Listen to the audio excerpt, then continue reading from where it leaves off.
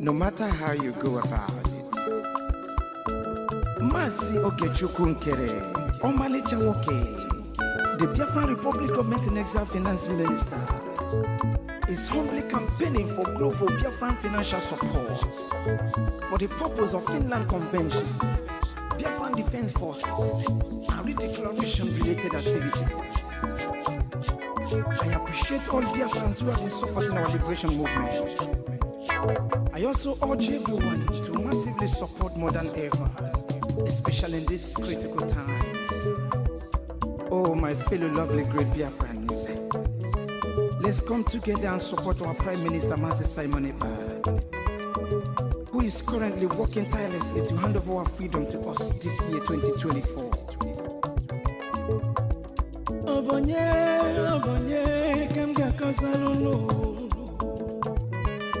Freedom is coming, yeah. Yo. Mazi Ogechukwu Nkere. Salute every Biafran especially. Yeah. Ogechukwu kama. Ogechukwu kaina yo no. Ogechukwu kama. Onyamana gidi bakulo unu. Ogechukwu kama. Welu didi chukwu kasebele. Ogechukwu kama. Ogechukwu kama. Mazi Ogechukwu Nkere nekelunu. Ogechukwu kama. Ogechukwu kaina yo no. Ogechukwu kama. Ogechukwu kanyina yo na nyasi. Ogechukwu kama. There is no magic to progress and success in life. Life gives back what you give to it. It takes a man who believes in himself to create wealth. So keep working hard and never lose hope in what you believe in.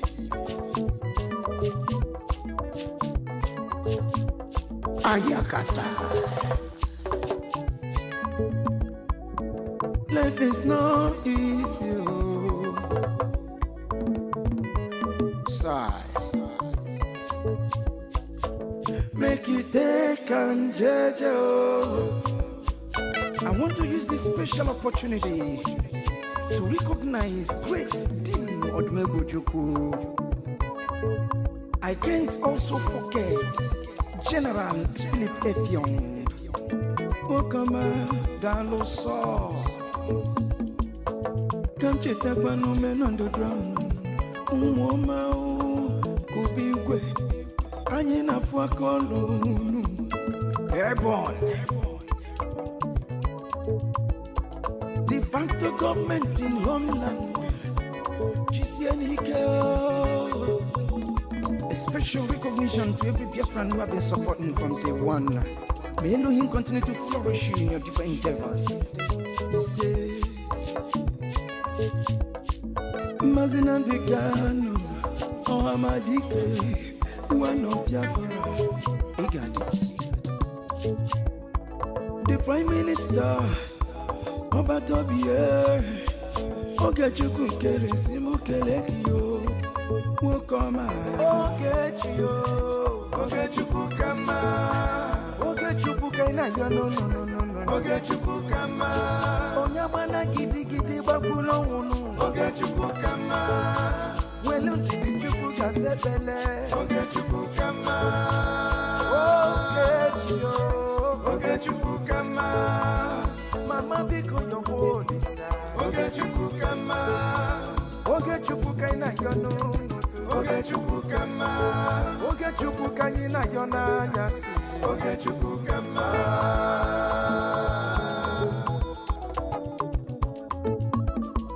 Ayole, ayiga kolole garole nu. Uwi bole, chetakwa na ndubofuo. 1 + 1 is 2, 2 + 2 is 4,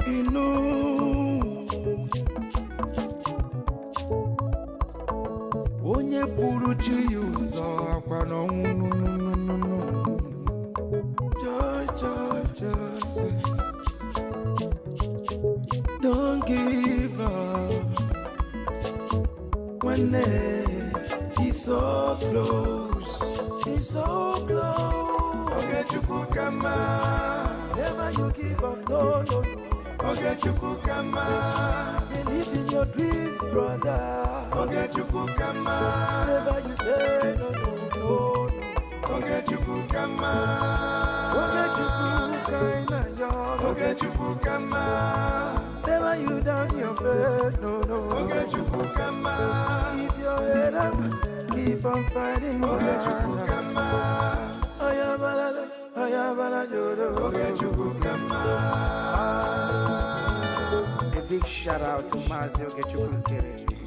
I salute you, my PM, Mazi Simoni Bar. Life is sweet when you're patient. The greatest shout out goes to the media team, great talents. They won.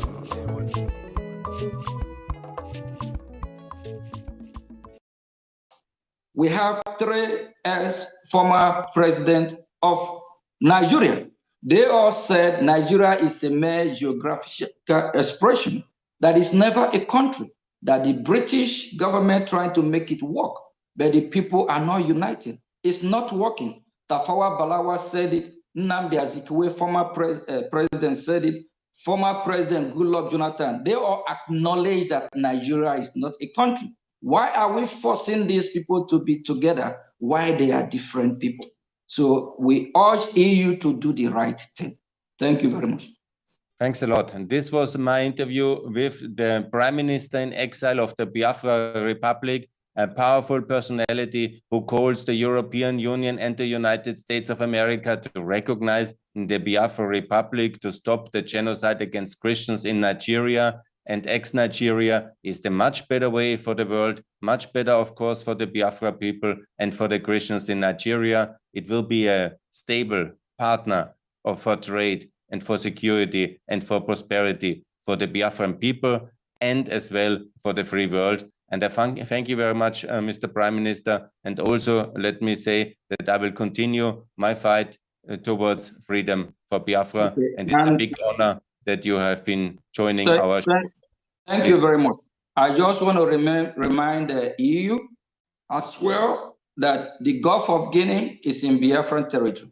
They should remember what is happening in Yemen by the Houthis. If the Gulf of Guinea, if they allow this terrorist Nigerian state, because it's a terrorist state, with these terrorists, if they, for example, capture Biafra land, know that the Gulf of Guinea, they will disrupt trade, but we Biafran will resist. We'll make sure that we are free, and we want to remind them that when it comes to the business interest, we are open to negotiate, to do business with them. I think we will be the best ally to make sure that from the West African Sahel, we'll checkmate the terrorists, because what they are doing, they're trying to capture both Biafra land, Nigeria, or the surrounding West Africa, especially Biafra land, to attack EU from there. They should recognize Biafra so that we all can counter this terrorism and fight together. Thank you. The time is now. Biafra is here, and our leader, Mazi Nnamdi Kanu, must be released. The Nigerian terrorist state don't have the right to still be holding him because he commit no crime. And our leader, Mazi Simon Ekpa from Finland, he needs to be released. He's just a freedom fighter. Every country in the world fought for their freedom. United States of America fought for their freedom, 1776, from the Great Britain. So Biafra is fighting a just cause for freedom. Thank you very much. Thank you, Mr. Prime Minister. All the best from Austria, from Vienna. Thanks for joining the show. Thank you very much. You're welcome for freedom. Thank you. The recording has stopped. We have three ex-former presidents of Nigeria. They all said Nigeria is a mere geographical expression that is never a country, that the British government trying to make it work, but the people are not united. It's not working. Tafawa Balawa said it, Nnamdi Azikiwe, former president, said it, former President Goodluck Jonathan. They all acknowledge that Nigeria is not a country. Why are we forcing these people to be together? why they are different people. So we urge EU to do the right thing. Thank you very much. Thanks a lot. And this was my interview with the Prime Minister in exile of the Biafra Republic, a powerful personality who calls the European Union and the United States of America to recognize the Biafra Republic, to stop the genocide against Christians in Nigeria and ex-Nigeria is the much better way for the world, much better, of course, for the Biafra people and for the Christians in Nigeria. It will be a stable partner for trade and for security and for prosperity for the Biafran people and as well for the free world. And I thank you very much, Mr. Prime Minister. And also let me say that I will continue my fight towards freedom for Biafra. Okay. And it's a big honor that you have been joining our show. Thank you very much. I just want to remind the EU as well that the Gulf of Guinea is in Biafran territory. They should remember what is happening in Yemen by the Houthis. If the Gulf of Guinea, if they allow this terrorist Nigerian state, because it's a terrorist state, with these terrorists, if they, for example, capture Biafra land, know that the Gulf of Guinea, they will disrupt trade. But we Biafran will resist. We'll make sure that we are free. And we want to remind them that when it comes to the business interest, we are open to negotiate, to do business with them. I think we will be the best ally to make sure that from the West African Sahel, we will checkmate the terrorists. Because what they are doing, they're trying to capture both Biafra land, Nigeria, or the surrounding West Africa, especially Biafra land, to attack EU from there. They should recognize Biafra so that we all can counter this terrorism and fight together. Thank you. The time is now. Biafra is here, and our leader, Mazi Nnamdi Kanu, must be released. The Nigerian terrorist state don't have the right to still be holding him because he commit no crime. And our leader, Mazi Simon Ekpa from Finland, he needs to be released. He's just a freedom fighter. Every country in the world fought for their freedom. United States of America fought for their freedom, 1776, from the Great Britain. So Biafra is fighting a just cause for freedom. Thank you very much. Thank you, Mr. Prime Minister. All the best from Austria, from Vienna. Thanks for joining the show. Thank you very much. You're welcome for freedom. Thank you. The recording has stopped.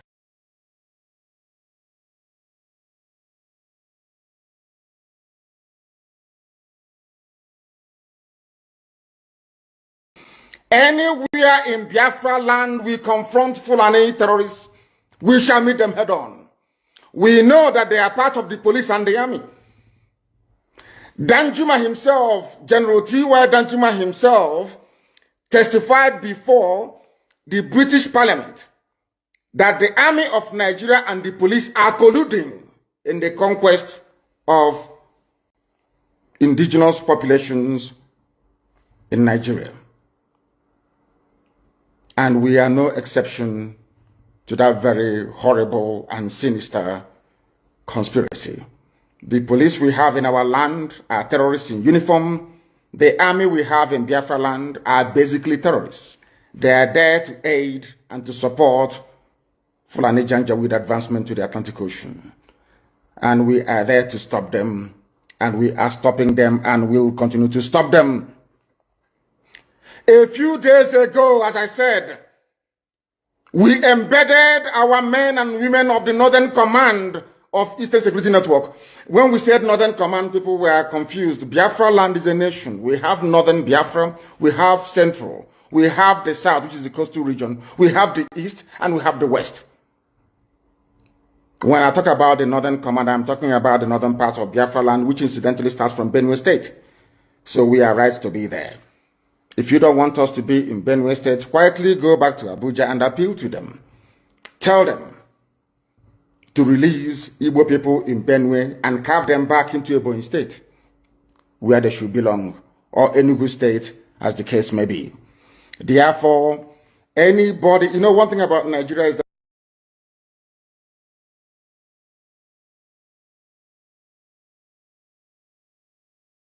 we observe a minute silence to the fallen heroes of Biafra, and the time starts now.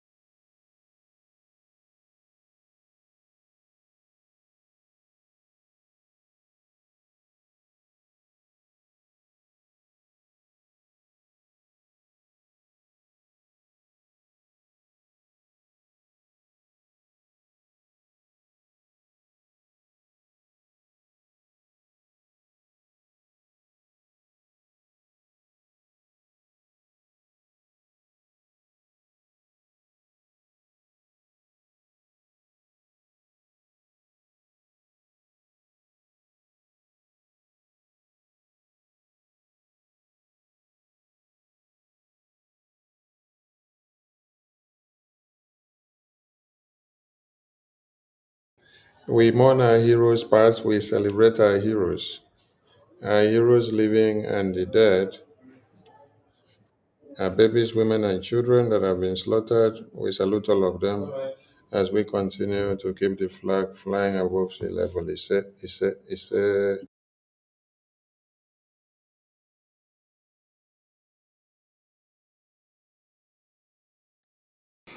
Anywhere in Biafra land we confront Fulani terrorists, we shall meet them head on. We know that they are part of the police and the army. Danjuma himself, General T.Y. Danjuma himself, testified before the British Parliament that the army of Nigeria and the police are colluding in the conquest of indigenous populations in Nigeria. And we are no exception to that very horrible and sinister conspiracy. The police we have in our land are terrorists in uniform. The army we have in Biafra land are basically terrorists. They are there to aid and to support Fulani Janjaweed advancement to the Atlantic Ocean. And we are there to stop them, and we are stopping them and will continue to stop them.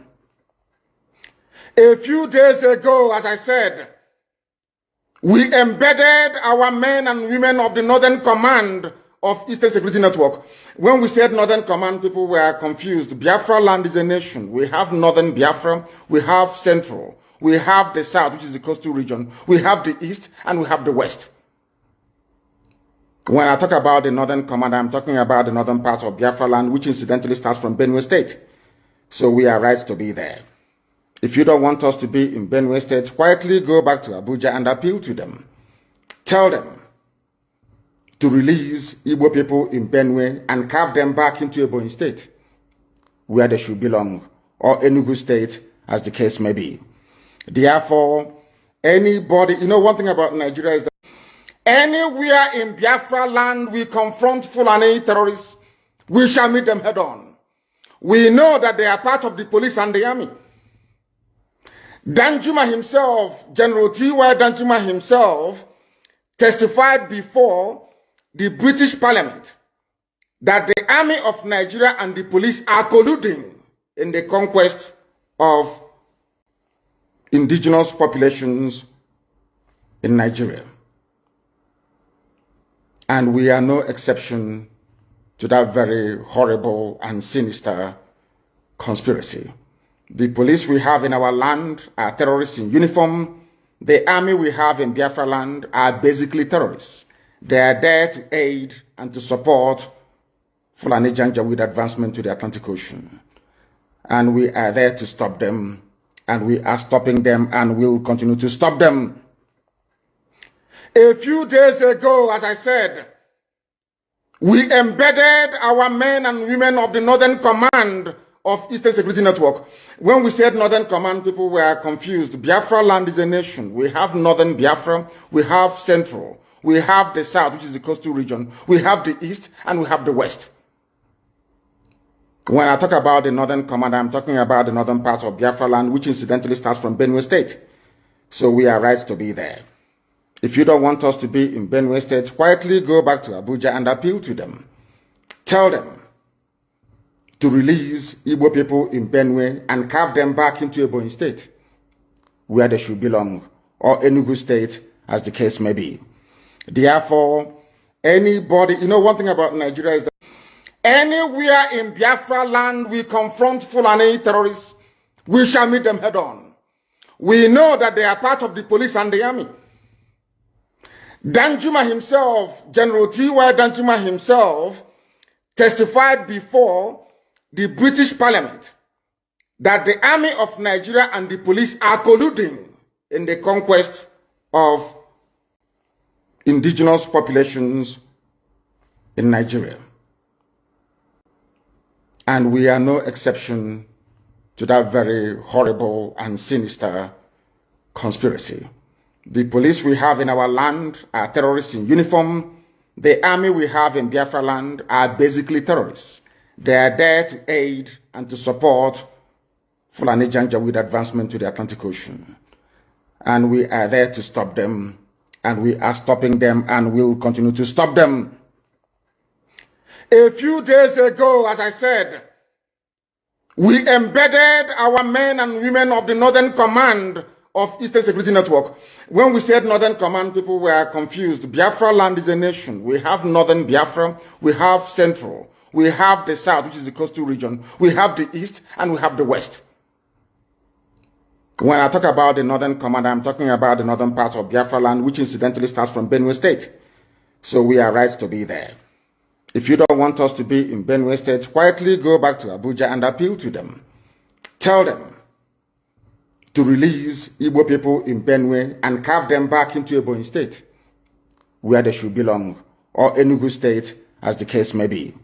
Therefore, anybody, one thing about Nigeria is that anywhere in Biafra land we confront Fulani terrorists,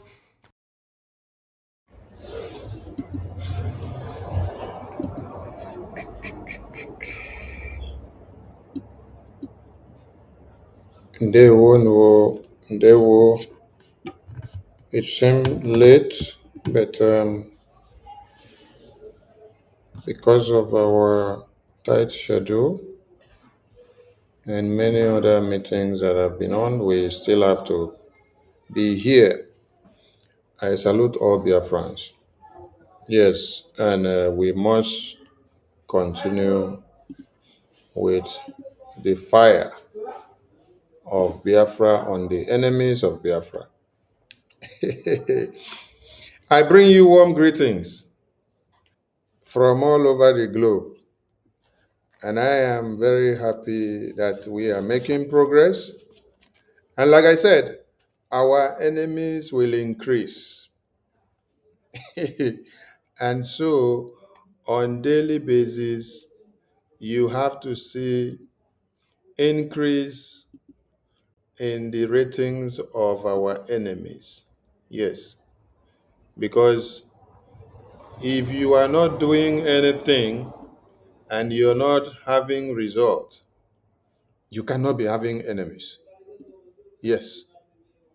It is only those that are having results that should expect enmity amongst folks.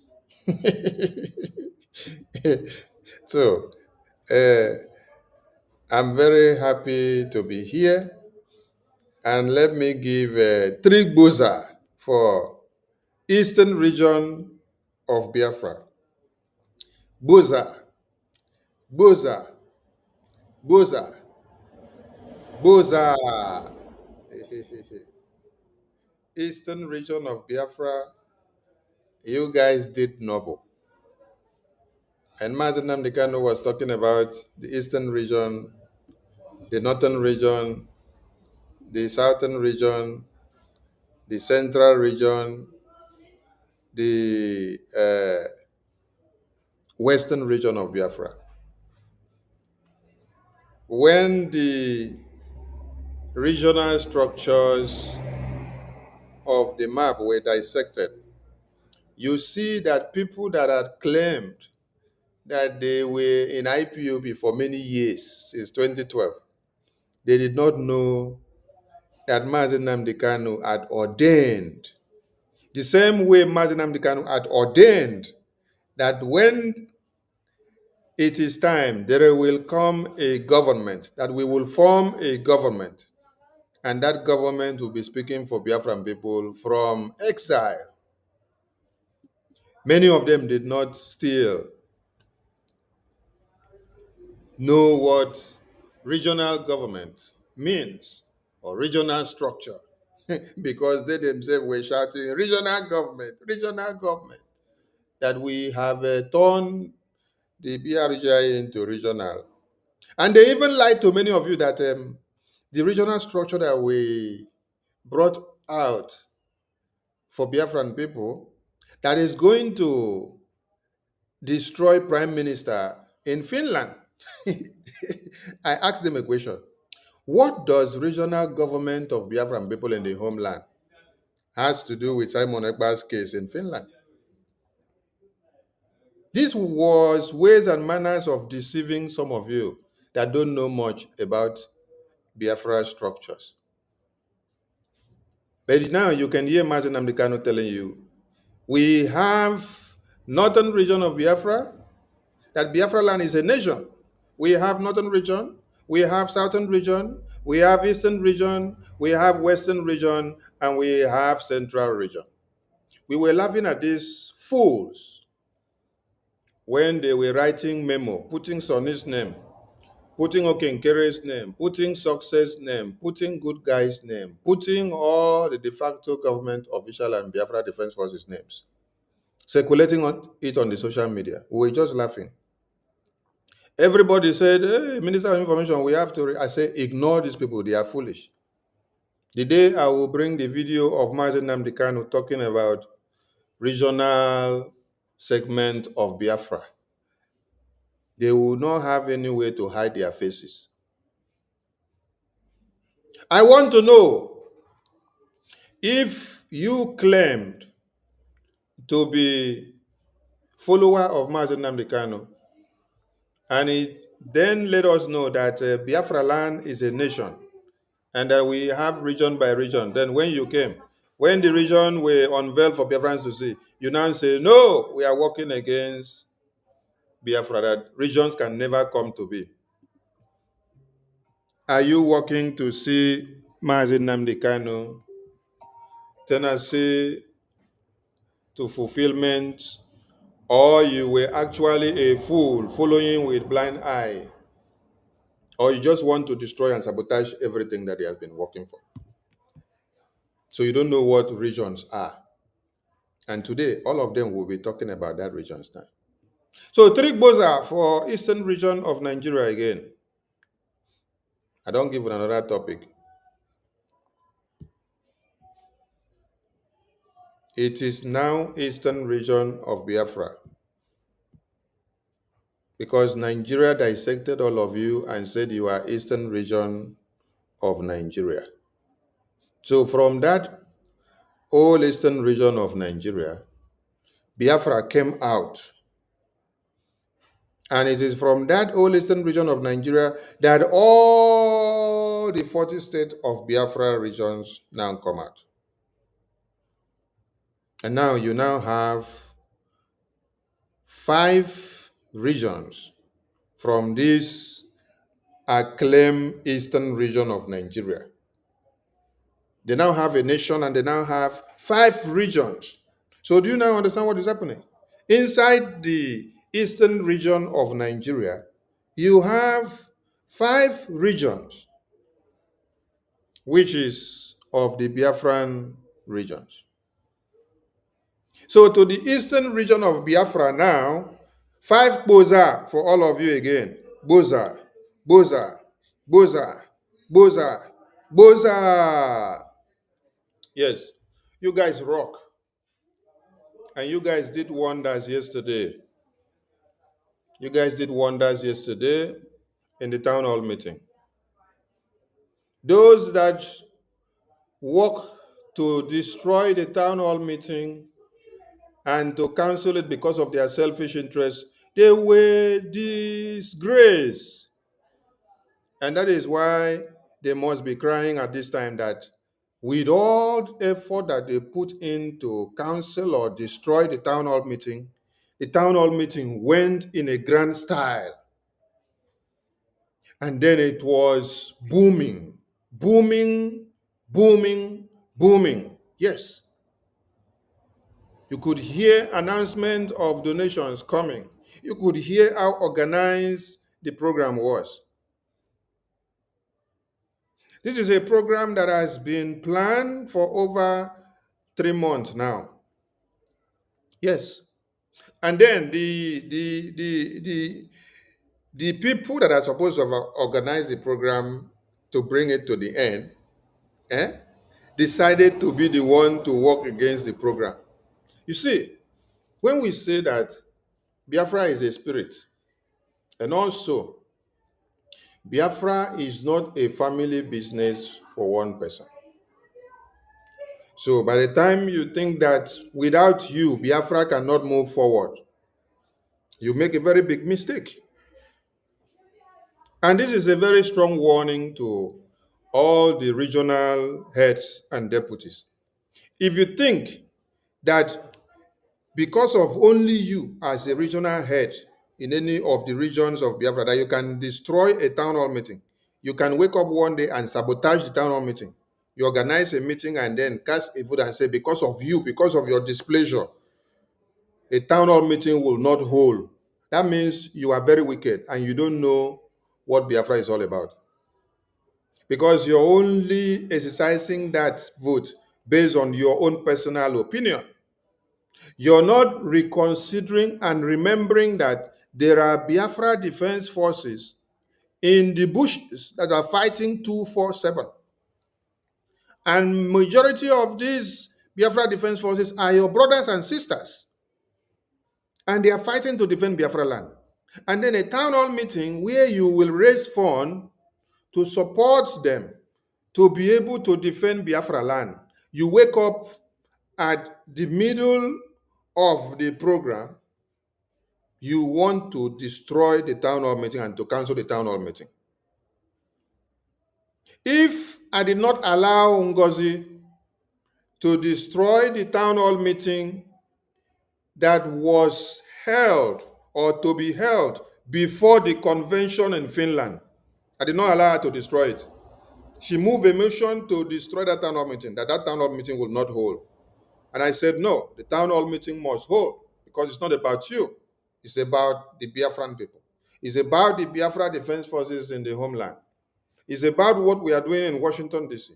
It's about the over 80 million Biafrans. So you alone cannot stand up and put a start in the ways and manners that we raise funds to take this freedom forward. If I did not allow Ngozi to destroy that town hall meeting before the convention, the last town hall meeting of USA, before the convention, I did not allow her to destroy it.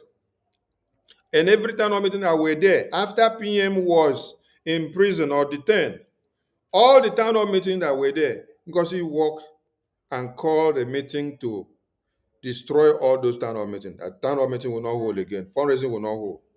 I said, no, it can't happen. So if I did not allow all those ones to happen, I don't know if, and I did not also allow the fundraising and town hall meeting that Ngozi worked to destroy after the convention. After the convention, Ngozi came out and told people, no more town hall meeting, no fundraising. I said, no, it doesn't happen. It can't happen because we have our babies, women, and children that are dying in the homeland, which our Biafra Defense Forces are protecting daily. We have our lobbies and attorneys that are working. We have bills to pay to our PM in Finland and bills to pay to our offices and bills to pay to our logistics. Everywhere we have bills to pay. And you're stalking the ways and manners of raising funds? No. If I did not allow Ngozi to destroy all the town hall meeting and fundraising before the convention and after the convention, how do some of you think that you will wake up today with your small tail, with your small monkey tail, and you want to come and destroy a town hall meeting of the eastern region of Biafra? A town hall meeting of the eastern region of Biafra. A town hall meeting of eastern region of Biafra, which I am part and parcel of. Eastern region of Biafra. Hey, hello, Mero. Some of you should go back and think of the kind of juju or the kind of prayer or the person that you will hire to send as assassin to come and kill Sonny. Some of you need to go and think, go and reanalyze and plan again and think of how can you kill this Sonny? How can you eliminate this Sonny? Because he has become a problem. Yes. Ngozi is shouting all day, Sonny is a problem. This Sonny is very wicked. A man is shouting there, this Sonny is a problem. This Sonny is very wicked. Chioma is shouting, all of them, this Sonny is very wicked. What is Sonny do now? I am here to make sure you people don't destroy this work that God put in Simon Ekba's hand, our PM. I am also here to make sure you people don't destroy this work that God has transferred into the hand of Okenkere now. Yes, you cannot destroy it. The only way you people can destroy it is when you have finished killing me.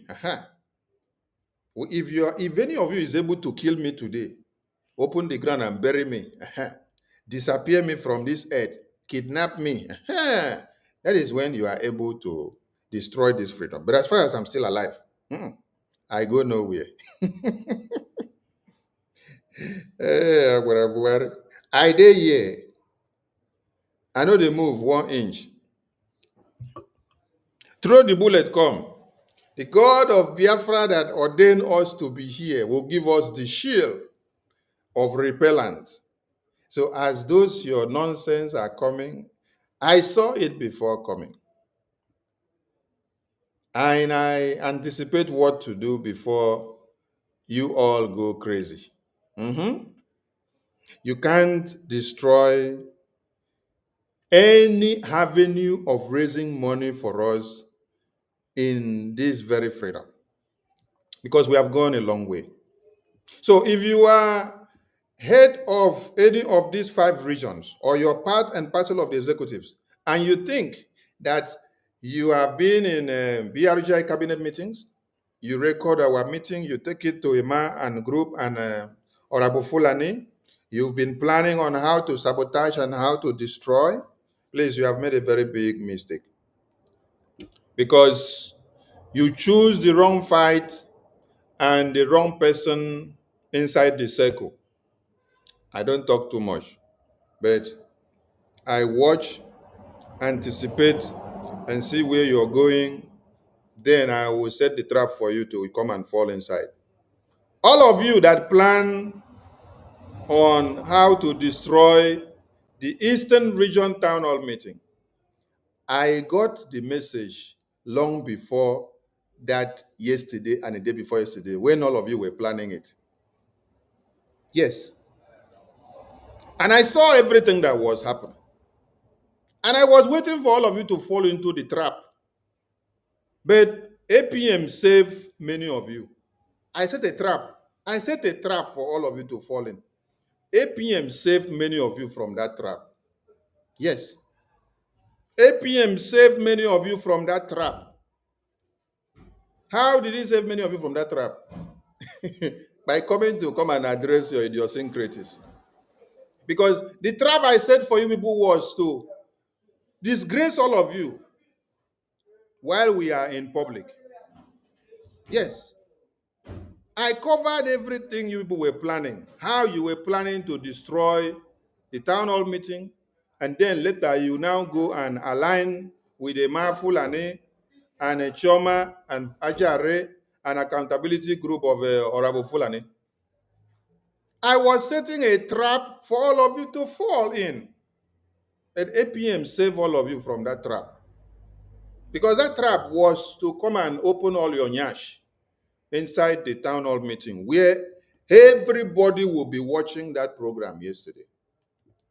And from there, you will go back with a very dirty basket on your faces.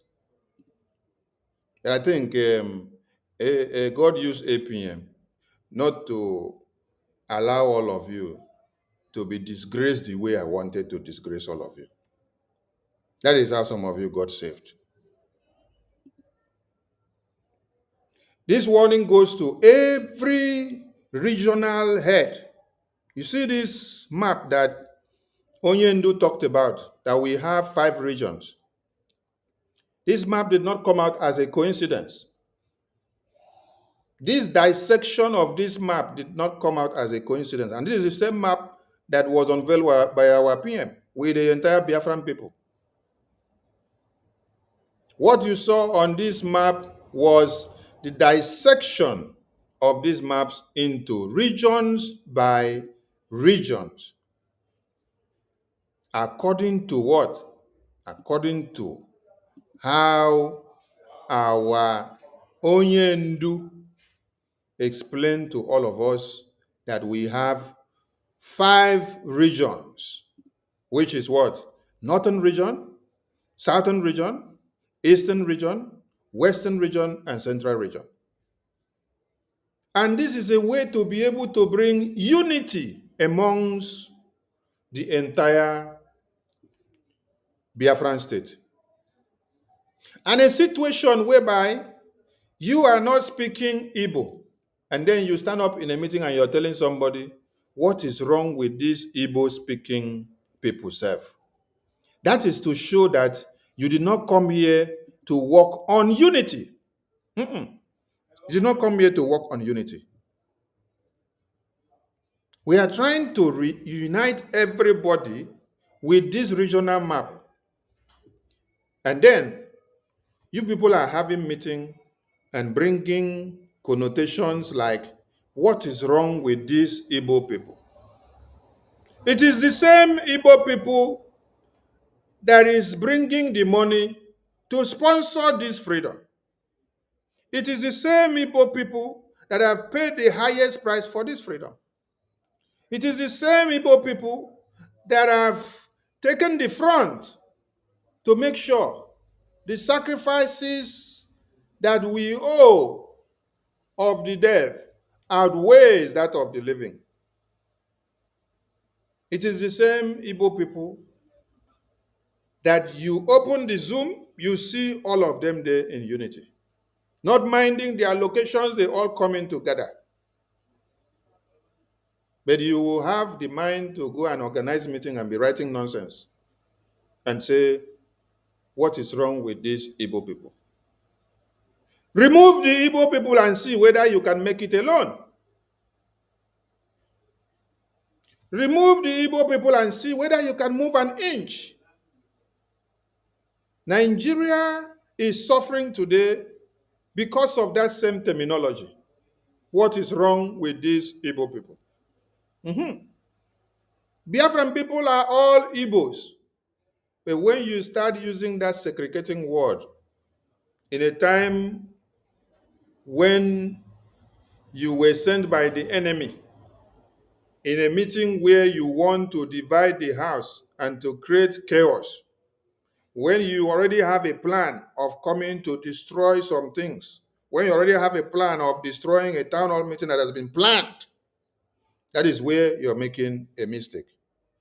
I will not sit down to say rubbish. Some of you pledge allegiance and claim to be loyal to Mazi Nnamdi Kanu. And then you're opening your mouth to say, what is wrong with these Igbo people? Mazi Nnamdi Kanu, is he from your village? Is he not speaking Igbo? Is he not sacrificing for Biafra? The generals in the bushes that are dying every day for Biafra, are they Hausa or are they Fulani? Are they not Igbos? When you hear somebody speaking like this inside a meeting where you're supposed to calm nerves and reunite a meeting, and then you're using such phrase, what is wrong with these Igbo people? That actually signifies that you have this ancestral and existential hatred. So, as all of you have come to sabotage BRGIE where I am now, and I'm opening my eyes to say no, and you are not running to Emma and Ngozi, when you get there, tell Emma, what is wrong with you as Igbo person? When you get there, tell Ngozi what is wrong with you as Igbo person. When you get there, tell Shoma what is wrong with you as Igbo person. When you get there, tell Ruben Nadi what is wrong with you as Igbo person. Okay? Then wait to see the slap that you will get from Emma and Chioma and Orabu Fulani. Okay?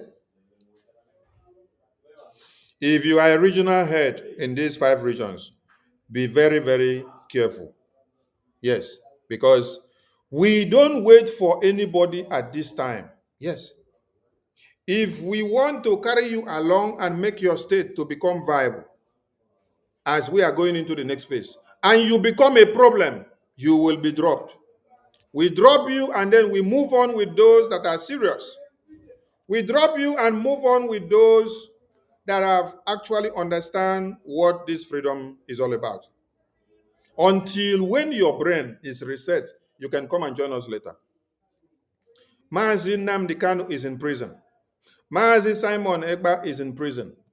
And if you want to wait for Mazi Simon Ekpa, when he comes out from prison, to come and start Biafra from where he stopped when he was imprisoned, you can go and wait for him. That means you are very stupid. But remember that when Mazi Nnamdi Kanu was imprisoned, Simon Ekpa did not wait for Mazi Nnamdi Kanu to come out before we continue. What did he do? He had to reshovel the house. He had to re-strategize. He had to set up a template. And then we all move on with Simon Ekpa. We did not wait for Mazi Nnamdi Kanu to come out before we will now start a strategy. Simon Ekpa did not wait for Mazi Nnamdi Kanu to come out from prison, or he did not wait or go to prison to go and take orders and instructions from Mazi Nnamdi Kanu before we did anything that we had to do. Because Mazi Nnamdi Kanu is in prison. A gun is pointed on his head and he is in chains. It is only a fool that will go to somebody that is in prison to ask him, what do I do, before you can take a step to now decide on what to do and how to move on. Someone in prison is incapacitated with the brain, emotionally, physically, mentally, and otherwise. You that is outside, you are the free man, you are the freeborn that is supposed to be his voice. You're the one that is supposed to be his eye. You're the one that is supposed to be speaking and looking for what to do for him so that you can bring them out. But if you're now waiting for them to come out from prison, to come and instruct you on what to do, you are the biggest fool of your time. So for those of you that want to be foolish, continue to be foolish. Wait for Mazi Simon Ekpa until when he comes out from prison. Then you will start saying, oh, he's coming to be brutal. He's coming out will be brutal. Then you that is here, you cannot be brutal. You're saying the coming out of Mazi Simon Ekpa will be brutal. The coming out of Mazi Nnamdi Kanu will be brutal. But you are here, you cannot be brutal. That means you are very useless. Your mother and father spent years to groom you. They wasted their sperm and their years to bring you to this world. You are very useless. So you cannot do anything. You wait for a man and woman that is in prison until when they come out before they can determine how your life will be, how your future will be. What makes some of you so useless? Honestly. I want to appreciate the whole Eastern region again and everyone that made yesterday a wonderful and a memorable one. And I'm also using this medium to let all of you know that the leader of the Eastern region and their executives, they had worked so hard to sabotage the yesterday town hall meeting of the entire Eastern region. Entire Eastern region that comprises of 8 states. But I was watching them and waiting for them to enter the trap that I set for them. But APM helped them out by not allowing them to enter that trap. So it was only when I was dead that the town hall meeting of yesterday wouldn't have held. If all of you heard that I was dead, then the town hall meeting of yesterday wouldn't have held. But I had set the trap for all of them on what I was going to do to them in that town hall meeting of yesterday. They would have gotten the highest disgrace that their parents have not given to them in the past 100 years, if they had even existed for the past 100 years. So if you work against how we raise money, the last thing you should ever think of is a town hall meeting is planned, which is to raise money for our defense forces, which is to raise money for our lobbying and all the logistics and legal things that we have to do. And then you are planning of how to cancel that town hall meeting with your own intuition, with your own personal hunger and feelings. You don't consider that there are men and women in the bushes that are fighting every day that need this money. No, you don't think.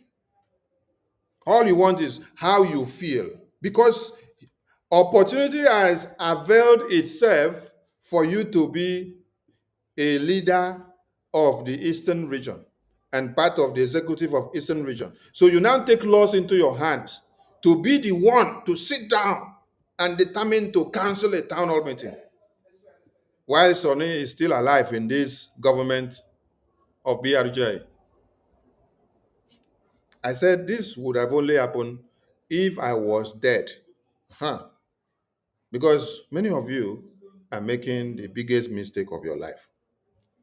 Tomorrow, if you hear that Biafra Defense Force personnel died because there was no logistics, or that they engaged in battle and then he fell in the battlefield, sacrificing his life for Biafra, you will still be the same person that come out and say, oh, they are not getting logistics. They are not getting what they are supposed to get to do their work. But when you as a leader of Eastern Region, administrator and executives, decided to be a stumble block, to stand as a stud, to cancel a town hall meeting so that the town hall meeting will not hold, so that we will not raise money, who are you working for? What is different from you and what Emma and Chioma did when they blocked our website for over 3 months? They blocked the website for over 3 months so that we cannot raise money to support the defense forces and support any legal thing, or even to pay the bill of Marty Simon Ekpa in Finland.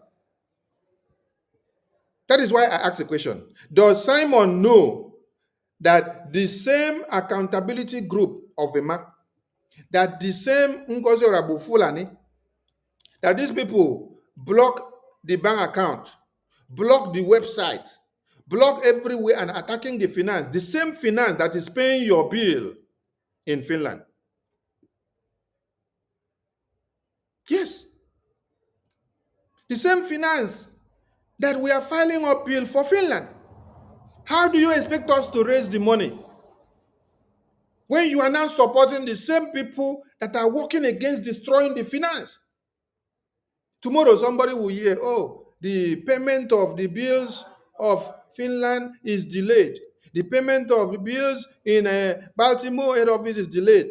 The payment of bills of the lobbies or attorney is delayed. The payment of bills in defense is delayed. And then you'll be saying, hey, where are the money? Where are which money? The same money that all of you are blocking the avenue of raising the money? Fundraising, you come and block it. Town hall meeting, you come and block it. You don't consider that your same PM that you say is your PM that you love. Some of you claim to love PM more than me. Some of you claim to love PM more than me. But you don't know that I was dragged into this Biafra government in exile because of his presence when I saw that he came in. I'm not someone that is jumping around. No. When I saw him started, I came to give him my support. But some of you are claiming you love him more than me. And I have been working to protect everything that he built, while some of you are working to destroy. Yes. When you destroy the finance and you destroy our avenues of raising funds, town hall meeting and fundraising, how do we pay that our PM now that you claim you love more than Sonny? How do we pay his bills that are in Finland? Go and ask the accountability group, have you people been able to pay the bills in Finland? Ask them if they have been able to pay. Ask them, go and ask them. Ask Orabu Fulani, have you paid the bills in Finland? Ask them if they have paid, if they have been able to. But these are the people that have come to fight and destroy the finance, block website, block every avenue, come and sabotage and tell many of you that we are criminal, we are this and that, and you are clapping for them. Yes.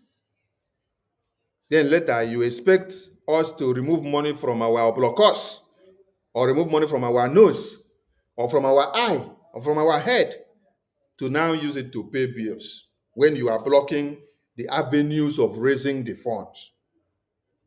You're not even the one bringing the money. Oh. You're not the one bringing the money. It is Biafrans that are bringing the money willingly. And then you want to stand as a stumble block to block those that are bringing the money voluntarily to support what we are doing.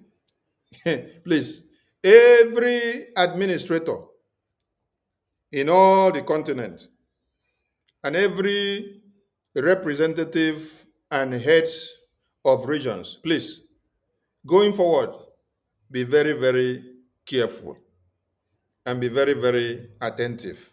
Yes.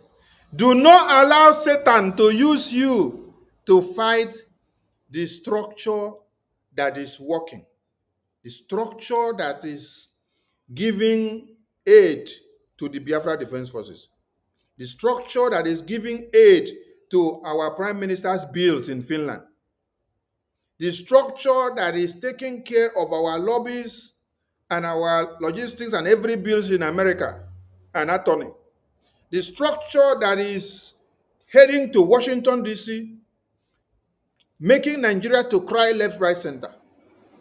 Do not allow yourself to be used to fight against these structures, because all these splinter groups, they have nothing to offer. You can't see them doing anything in Washington, D.C. You can't see them doing anything to take care of defense. You can't see them doing anything to even assist in PM's bills in Finland that we are looking up to. But what they do is to work to destroy. The people that are actually working to put everything together are the same people that you are going to go and condemn and say, we are working to stop Prime Minister and to destroy him. But it is the same BRGIA here, led by Okechukwu Nkere, that he is in charge of the lobbies and the attorneys. It is the same BRGIA here that is taking Simon Ekpa's case and Mazi Nnamdi Kanu case to the US Congress. It is the same Okechukwu Nkere here that is having meetings and engagement that many of you don't know, to engage international bodies behind the scene for the release and the intervention on our Prime Minister Simon Ekpa's case to be released. And the same thing to Mazi Nnamdi Kanu. But do all of you know? No, you don't know. But what you feed yourself on is what you see on the social media. You dwell on propaganda on social media. Everybody should be very, very careful.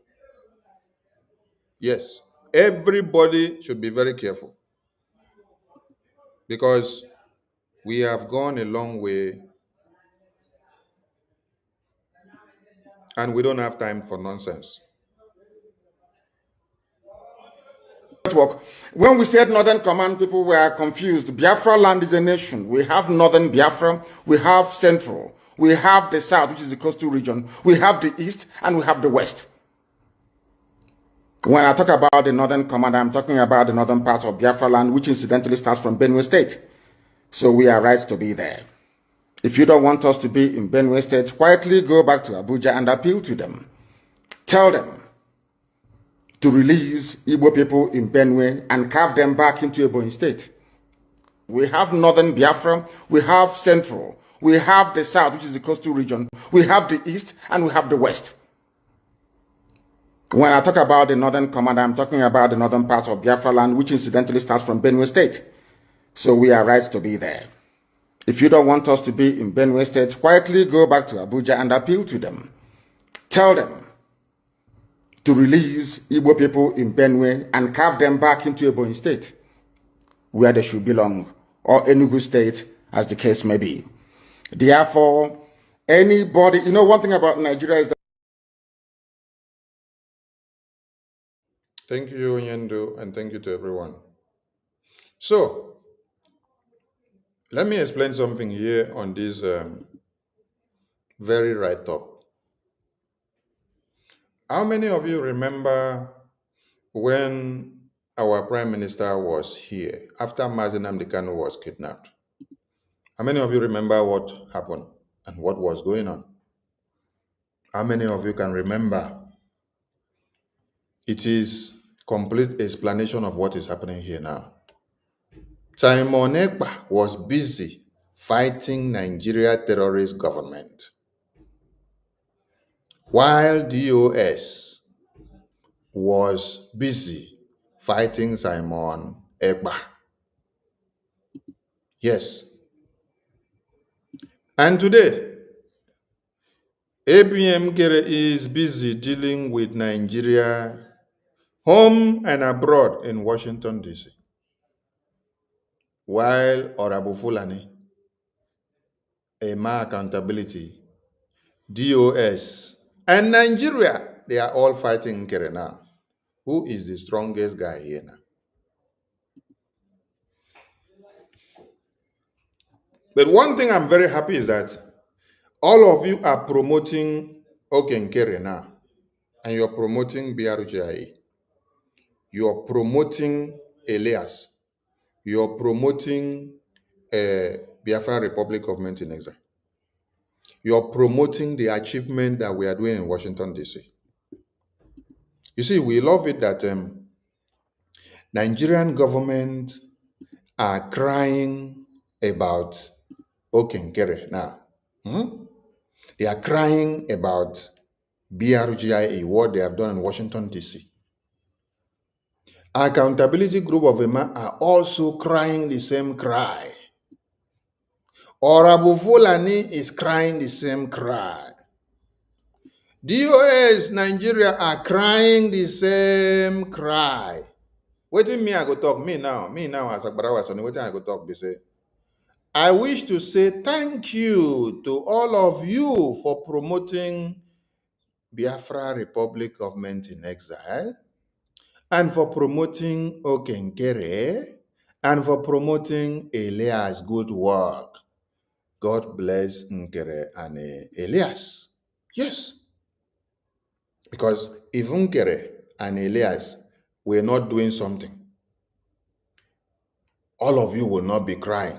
You see, the numbers of enemies of Nkere has increased than the numbers of enemies that our PM Simon Ekpa had. Are you checking the statistics? Yes. Check the statistics so that you will see it very well. Our PM had DOS as enemy. Our PM had Nigerian government and their politicians, with all the politicians in the east and both in the north, everywhere as enemy. Those were two enemies of what?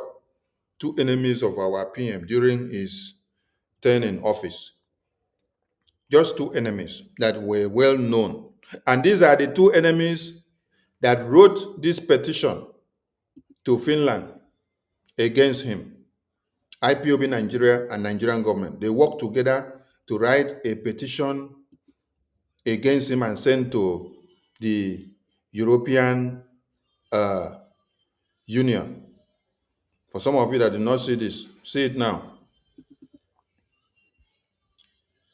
See it now here.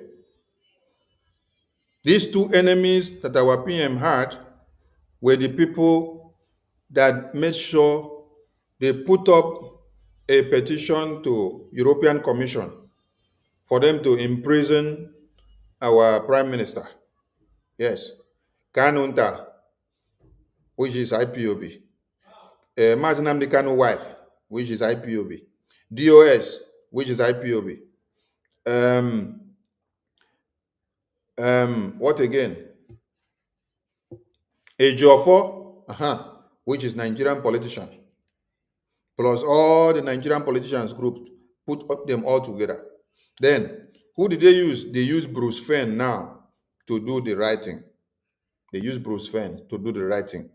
And then, this is how they sent the petition to European Commission to kill Simon Ekpa and imprison him. You see the people that gang up. So that is combination of IPOB and Nigeria. But now, let us see the people that have gathered and came together to see how to destroy BRGI now against Ngere. The people that have come together now is that Nigeria government are one. Then IPOB DOS are 2. Then EMA Accountability Group 3. Ngozi Accountability Group 4. How many be that? 4 different groups. 4 different groups are the people now fighting BRGIA. Plus, do you know the next one? It is 5. Well, let me complete it for you. Number 5 is all the international allies of Nigeria. Every international ally of Nigeria, they are all together with Nigeria now to fight against Biafra Republic Government in Exile under Okenkere. So Okenkere, Biafra Republic government in Israel under its leadership now are facing 5 prime enemies, while our PM was facing just 2 prime enemies. 2. So do you now see when I have been telling people that our enemies have increased? Yes, our enemies have increased, and our responsibilities as well have increased. Yes, because as our enemies have increased, so as our responsibilities increase. Do you know why? It is from here. From this congressional briefing, this is where we gave them open march for every of the enemies of BRGIA to identify themselves. Yes. This congressional briefing on Biafra was the open march, which says if you know you want to show yourself as the prime enemy of Biafra, the prime enemy of BRGIA, your time starts now. And all of them identify themselves. That is why they are all attacking Mazi Elias now. They have even started attacking Senator Ted Cruz. They have even started attacking Attorney Dabiri. They have started attacking all the senators that our APM have had meetings with. So their fight now is not Nigeria. Their fight is now BRGI, because they see that what they were sent to do to Simon Ekpa, our prime minister, that Okenkere has not allowed it to happen. That is one thing you need to understand. What many of you were sent by Nigerian terrorist government to do to Simon Ekpa, our prime minister, to see that you destroy BRGIA, you destroy Biafra Defense Forces, you destroy Biafrans and destroy Biafra independence. What many of you were paid and brought into BRGIA to do, Okenkere has destroyed those things. Okenkere has made it known to all of you that you can only imprison Simon Ekpa, our prime minister, but you cannot imprison the BRGIA. Okenkere has made it known to all of you that you can only imprison Mazi Nnamdi Kanu, but you cannot imprison Biafra. That you can only imprison Mazi Simon Ekpa, our PM, but you cannot imprison BRGIA. BRGIE is not in prison. You only imprisoned our prime minister to see that you stop him from going with the mandate and the template that the Biafran people have given him to restore Biafra. So you were only able to imprison him as an individual, but you were unable to imprison, you were unable to imprison Biafra Republic government in exile. And you cannot, because there is Okenkere. He has thwarted and destroyed all your plans. That is why I laugh at some of you who says, oh, our prime minister should stay in detention to be taking decisions. That is how you are stupid, because by then you will make it known that Biafra Republic government in Israel is imprisoned, and that he is in prison, and that as Biafra Republic government in Israel is in prison, Biafra Republic government in Israel will now have to be taking decision from prison. No. Biafra Republic government in exile is not in prison. Yes, we have acting prime minister. We have the Biafra Defense Forces. We have all Biafrans out here who are brainstorming and standing their ground and carrying on from where our prime minister stopped. So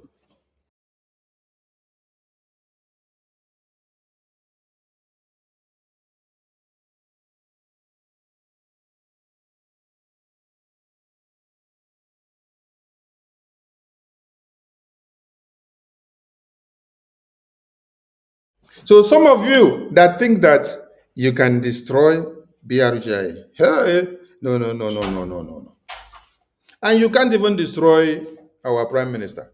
Yes, you can only break him because he's in a psychological dismantled state. Somebody in prison must be psychologically dismantled, but you cannot destroy him. Yes, and you can't destroy BRGI. So all these foolish people that are saying they have to wait for our prime minister to come and make decisions for you to know what to do, you are very stupid. I don't even know why your mother conceived you in the first place, because it is now your mother will be regretting of the day she conceived you. Yes, because it's like your mother is in a heavy pregnancy or delivery process, and then she's going through pains and penury. She's going through turmoil. She's going through the stress of bringing a baby to this world. And then at that point, you want to ask your mother, should you give your siblings food? Or should you allow your siblings to breathe? Or should you take your siblings to school? Or should you give them bath? Or should you allow them to go out and play? Or should you lock them up in the room? Or should you carry a knife and defend your siblings, wish somebody came to kill them? Then you're asking your dying mother that is in pain, you're asking her, mommy or daddy, should I go and defend my siblings, or should I allow the terrorists to kill my siblings? It means your brain cells is not working.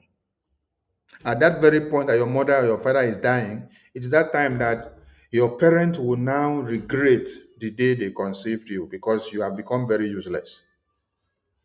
That is what is happening to many of you who, seeing that our prime minister and our supreme leader are in prison, you expect them to be the one to come and tell you what to do, how to do it, and where to go and where not to go. You're very stupid. So go back to the river and take bath. Maybe after taking bath, this will cleanse your demented brains. Then you can be able to rethink like human being.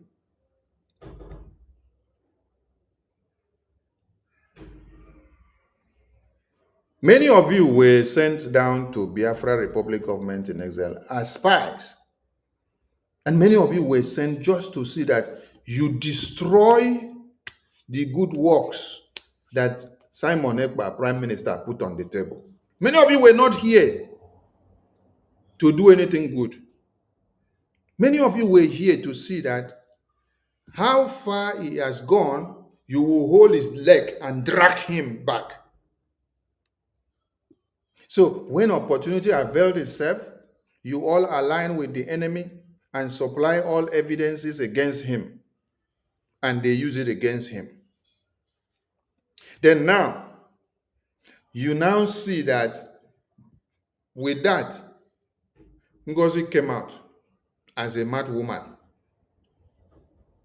to come and start displaying all manners of madness. And all of you were clapping for her because you saw in her that she has that destructive tendencies of destroying everything. Somebody that came, the first place she went to fight was to go and fight the defense. You fight the defense forces, you call them all manners of names, you say they are criminals, they are traitors, they are kidnappers, they are this, they are this. The next thing, you divert funds from them. You went and set up your own new group of a Bobago. Funds that were meant for the Biafra Defense Forces. Because of your ego and pride, you go and set up a Bobago group. And the Biafra Defense Forces that have been sacrificing their lives, you abandon them. Many of you that hated what Prime Minister has set up, yes, you joined her because you did not like the Prime Minister herself. You did not like whatever he was doing. But you were claiming, pretending, oh, that is why you were supporting Ngozi. You supported Ngozi. Some of you supported her with all your mind, knowingly, not ignorantly. Some of you supported her knowingly. Why some of you supported her ignorantly? But some of you supported her knowingly because you knew that everything she was working for was to destroy. You supported her and you saw even to the point where she now came out and said that IOU is a scam. That IOU, that all of you joined your hands to unveil that it is a scam. Are you getting the point? Huh. You were all clapping for her and you push it. Yes, IOU is a scam. You don't ask yourself a question. Is it the IOU that we all unveil for Biafran people, which we put it to be till when Biafra is restored and all Biafrans will get their money back? Is it the same IOU that Ngozi is telling you that is a scam now and you are clapping for her? Some of you that also invested in the IOU, you don't ask yourself a question. How come I am here clapping for Ngozi while she's saying IOU is a scam when I have also invested in the IOU and I'm clapping for her? You don't ask yourself whether they use juju on your brain.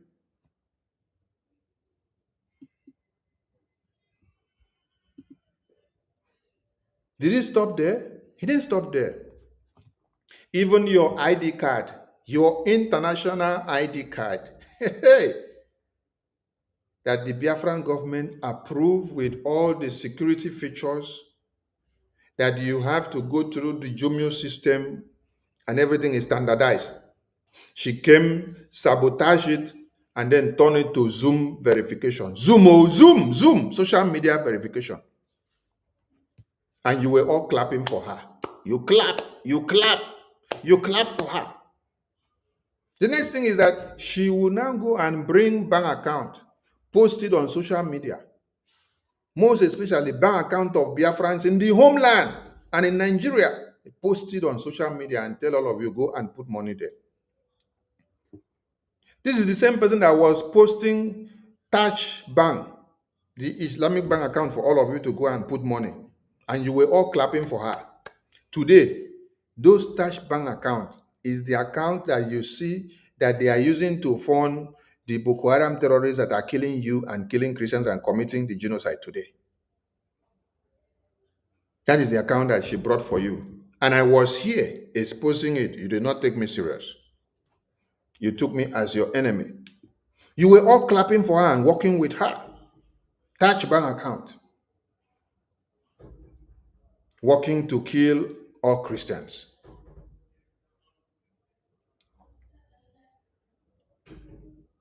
Many of you that she posted your account number out on social media, you were picked up by Nigerian terrorist government.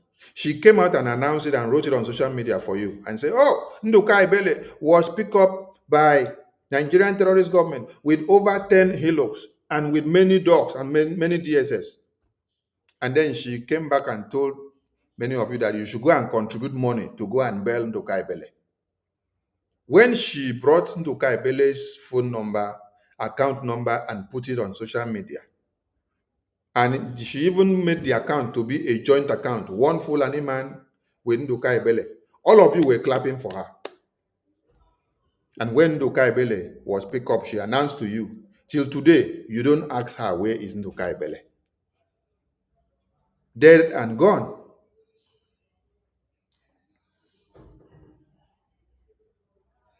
You all supported her because you never liked the template that PM Simon Ekpa was using.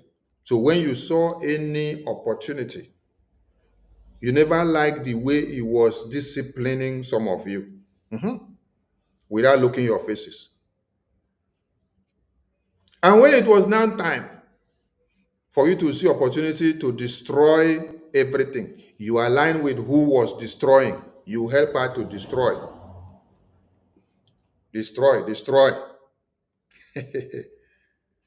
When I enjoy the destruction, Abi, show me one thing that Honorable Fulani has done for Biafrans, for this freedom, since after the convention. Even as we speak now, some of you that still continue to do ID card with her after we have announced that it is fraud now, don't go and do it. You're sabotaging your information. And even some people that did not ask her to print her own ID card, she print. People that have paid before she sabotaged the process. She now print, and after printing, she bring their ID card. Bring their ID card and come and post it on social media. You bring my ID card, my information, everything, come and post it on social media. Have you ever seen American government bring your national ID card to come and post on social media, or your driving license? Have they brought your passport to come and post on social media? Not that you saw the ID card somewhere on the ground and then you bring it to put on the social media to make announcement. No. This one is that you had happened to have access to the people that manage the website. So you order them to print. As they print on your order, you now use those people information to do showy display on social media. People's ID card.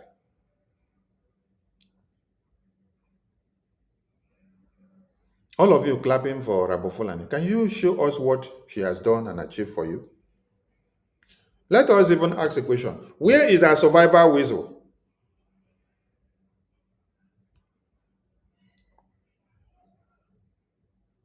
Where is our survivor whistle?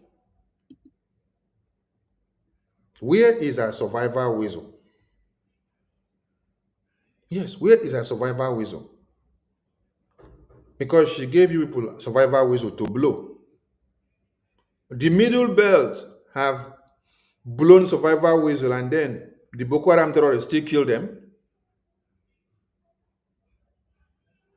The people in the north, the Christian genocide, they had survivor whistle blowing, and then the Boko Haram still killed them.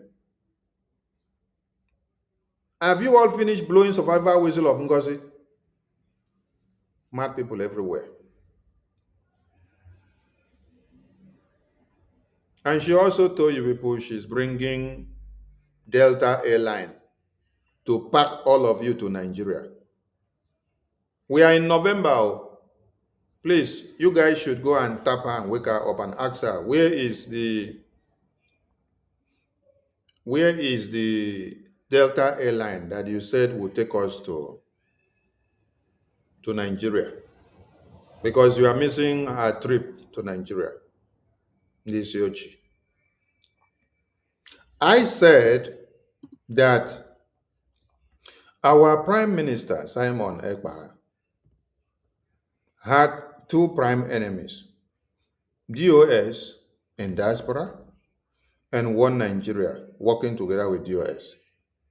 But now, do you know how many enemies that BRGI has now under Okenkere? We have Nigeria, we have DOS IPOB Nigeria, we now have Emma or Rabo Fulani groups, we now have the international allies of Nigeria. All of them are gnashing their teeth and crying about Okenkere and BRGIE now. The question is, do you know why? The reason is because the plan that was given to them, that after they imprison Simon Ekpa, that they will be able to destroy everything about Biafra and BRGIE. But Okenkere has disappointed them by making sure he stops all their plan and disappoint all of them. That is why you see all this cry everywhere. That is why you see all this cry everywhere. Because Okenkere has disappointed their plans. Okenkere has made it now known that you only imprison Simon Ekpa, you only imprison Mazi Nnamdi Kanu, but you did not imprison BRGIE. You only imprisoned Simon Ekpa and you did not stop Biafra. You only imprisoned Mazi Nnamdi Kanu and you did not stop Biafra. You only imprisoned our Prime Minister Simon Ekpa and you did not stop our template. Are you getting the point? That is what Okechukwu Nkere has been able to destroy about these people, that they are crying everywhere. And their cry will continue to increase. You see, when I tell you people that it is not only a Emma Accountability Group, Nigerian government, or Abu Fulani Group, IPOB Nigeria, and the allies are crying against BRJ. I want you now to follow me. Follow me, I want to show you something, so that you now understand those other people that are also crying about BRJ. Now look at the screen. Look at the screen. This is one of the international allies of where? Nigerian government that did this research. And if you open this news, you will see that these people are crying in this news about Okenkere, BRGIE, Elias Girasolus, Moran Global Strategies, and Biafra under BRGIE. These are international allies of Nigeria, crying and lamenting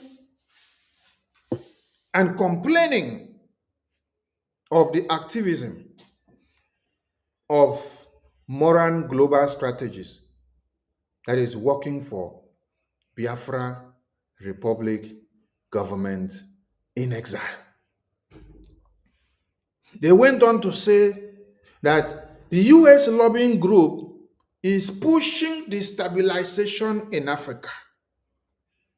So now, they have seen BRGIE, they have seen Biafra to be the steam engine that is causing turmoil for the colonialists in Africa.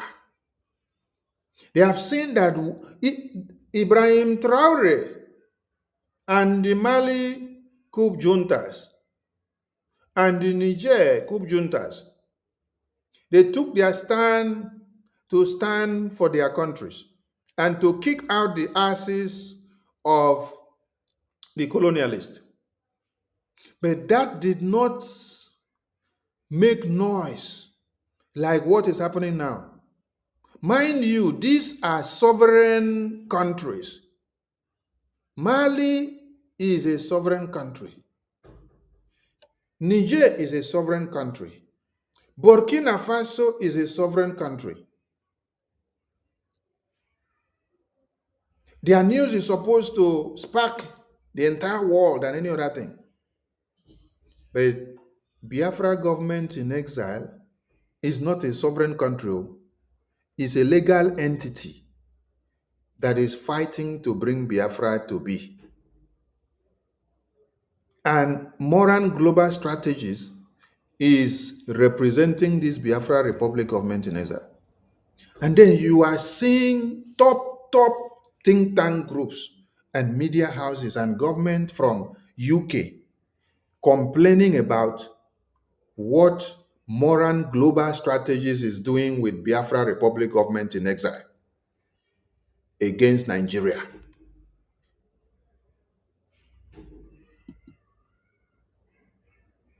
They are complaining that what Biafra Republic government in exile are doing and Moran Global Strategies working together, that they are not just coming for Nigeria, that they are now coming as a way of bringing total freedom to Africa as a whole. In this very publication, they analyzed and quoted the works of Biafra Republic government in exile with Moran Global Strategies. They analyzed and published and narrated and lamented about the work of modern global strategies with Ambazonia. They narrated and lamented about the work of modern global strategies with Eritrea. They lamented and cried about the work of modern global strategies with Somaliland. So, for those of you who are Biafrans, you see, they say a prophet does not have respect in his hometown. Yes, a prophet doesn't have respect in his hometown. You don't respect Elias. You don't respect modern global strategies. You don't even respect your PM, Simon Ekpa. Yes, because if you respect your PM, Simon Ekpa, you will remember that it is not me that presented modern global strategies to you or Attorney Dabiri, that it was your prime minister. So all of you that claim to love your prime minister and to respect him, but you are fighting the modern global strategies that he presented to you all as the way forward, you are all fools. Am I the one that presented modern global strategies to all of you? No. Who made the official unveiling? It was your prime minister, my prime minister, our prime minister, we prime minister, the prime minister of Biafra people. But today, all of you are fighting that modern global strategies. All of you are fighting that Mazi Elias. All of you are fighting Jim Moran. I think Ngozi was writing nonsense. And many of you are there. Emma is there. Choma is there. Ruby Nadi is there. Madam Ajare is there. I look at some of you, I say, Chai! Curses follow many of you. The imprisonment of Prime Minister Simon Ekpa has actually opened the eyes of everyone to know all of you. Yes. Yes. Because the spirit of Biafra is unveiling many things. The spirit of Biafra is unveiling many things. When Prime Minister was here and then he unveiled modern global strategies to all of you, you were all clapping. Hey! But today, it is the same modern global strategies that you launch your sword against him to kill because of actually destroying Nigeria. You see, many of you now are no more fighting Nigeria. Many of you are now fighting modern global strategies for fighting Nigeria for you. You are fighting modern global strategies now and asking him, why must you be destroying Nigeria? You now love Nigeria now. You're not fighting Nigeria again. You're fighting modern global strategies. Let me bring one to the screen so that you see the idiosyncrasies of EMA Accountability Group. This is one. Can you see one? This is one. This is one. I told you people that Simon Ekpa, our prime minister, had two prime enemies that walked to his imprisonment, DOS and Nigerian politicians, which is Nigeria, too. But now, Okenkere BRGIA have 5 prime enemies that are fighting against them. 5 prime enemies. 1 is Nigerian politician. 2 is DOS. 3 is EMA and Choma Accountability Group of Madam Vamamvam. 4 is Orabo Fulani Group. And 5 is the international allies of Nigeria. How many are there? 5. You now see? Now look at this. Look at what you see on the screen now. Just look at this thing. Look at this thing that you see on the screen. Look at this generational illiterate that you see on the screen now. Just look at this. Look at this. is telling you that the USA may be using Isaiah Anyonku against Biafra freedom and moral global strategies. That is what this idiot is saying. So he now loves Nigeria. He doesn't want Isaiah Anyonku and moral global strategies to destroy Nigeria. Their fight now is now what? Against who? Against Biafra government, against moral global strategies, who are actually fighting for their own freedom. Are you getting the message? This is one. Oh, let me go to the other one, which I showed people before. This one now was written by Honorable Fulani. Look at it very well. This is Honorable Fulani. Honorable Fulani said this is a very long episode that she wrote. She screenshotted the town hall meeting of yesterday. That means they are crying. They cry very hard anywhere they see BRGI, anywhere they see moral global strategies, Mazi Elias and Attorney Dabiri and Ebim. They are crying and they are promoting us. So let them continue. This was a very long episode that she wrote, but this is the ending part. She said, any individual or group dealing with these two individuals on behalf of the Biafra Republic government in Israel and your United States of Biafra, plus your de facto is doing so at our own risk. She wrote a very long epistle here, but I only cut this part to do this. So I told her, God bless Nkere and Elias.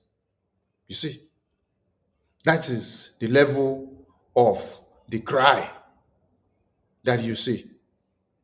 They are no more fighting Nigerian government, though.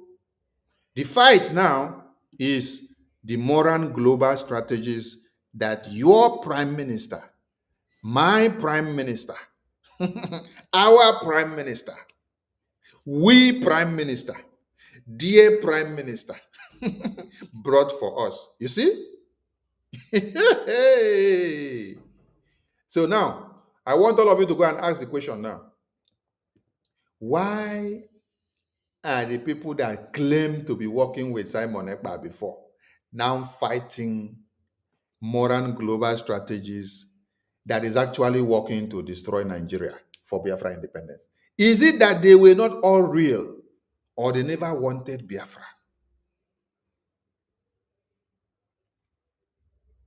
If I bring post of Ruby Nadi and Joy Roby, no, I think that was Joy Roby. Ruby Nadi, that one don't always like to write. But Joy Roby, she liked to go and disgrace herself in the comment section. She went and wrote in the comment section that the money that we are paying for the lobbying and the attorney, that it is a waste. So indirectly, she is telling Prime Minister Simon Ekpa that for him to have contracted moral global strategies and Attorney Dabiri, that it is a waste. Are you getting the point? But when Prime Minister was here, all of them were saying, yes, sir, yes, sir, yes, sir. Yes, sir, yes, sir, yes, sir. They kept quiet. They say, yes, sir, yes, sir, yes, sir, just to do eye services. Immediately they saw that he was in prison. They now start fighting that lobbyist, which that our Prime Minister brought for us. Okay? They now start fighting that attorney, which that our Prime Minister brought for us. Ask all of them, were you all in for this Biafra? Or you actually were against this Biafra? Because everything that Prime Minister Simon had put in place, you're supposed to be upholding that tenacity. You're supposed to be projecting it and making sure it gets to attain the desired goal. That desired goal is to make sure we destroy Nigeria from Washington, D.C.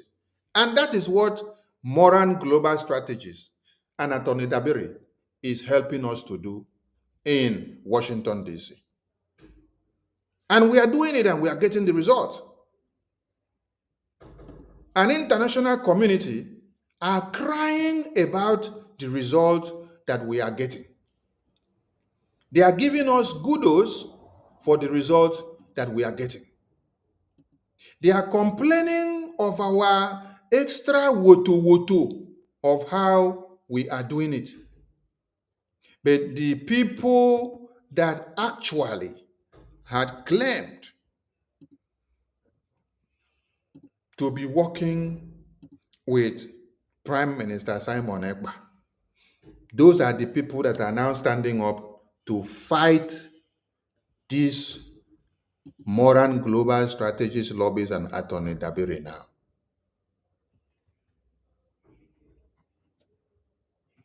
These are the people that are actually standing up now to fight Moran Global Strategies. Ngozi is fighting Moran Global Strategies. Emma is fighting Moran Global Strategies. All of them are fighting Moran Global Strategies now. All of them. They are fighting Moran Global Strategies now.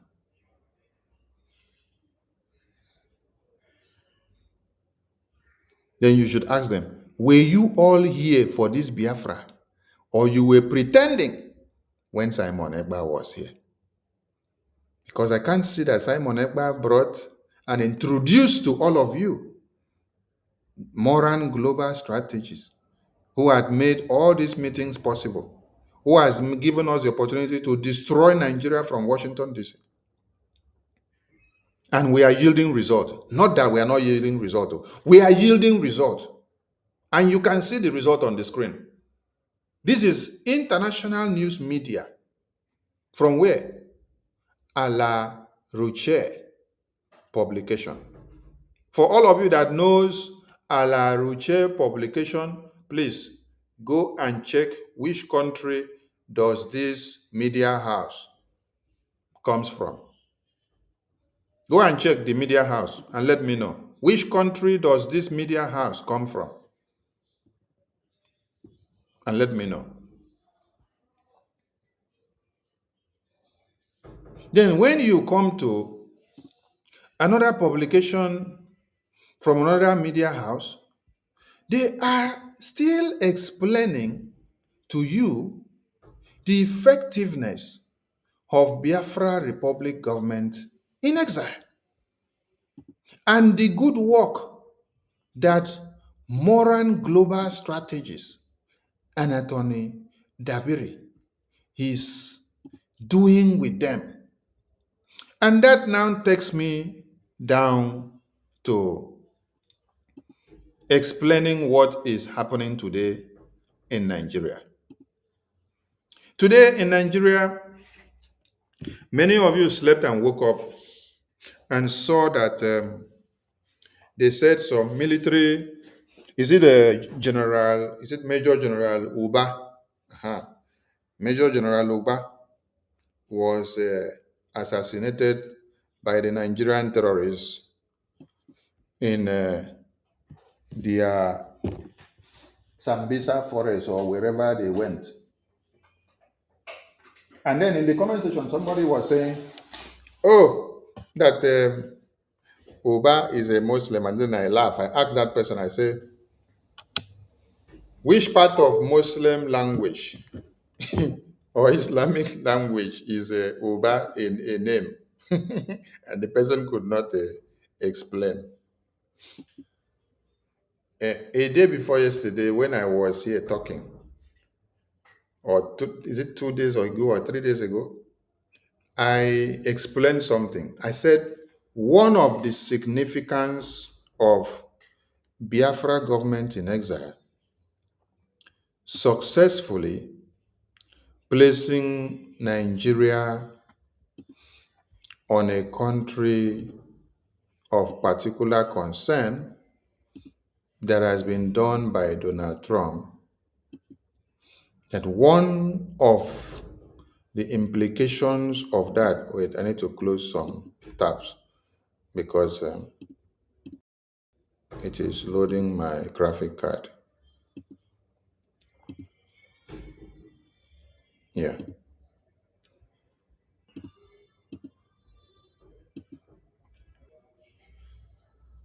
All right. Thank you to everyone, and we have to continue.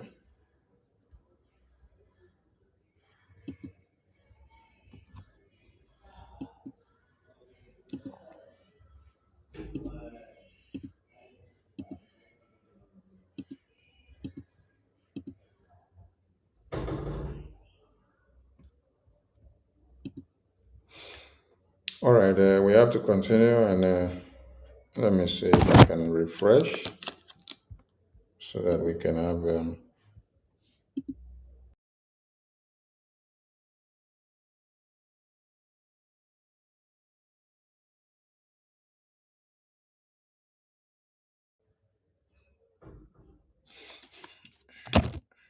All right.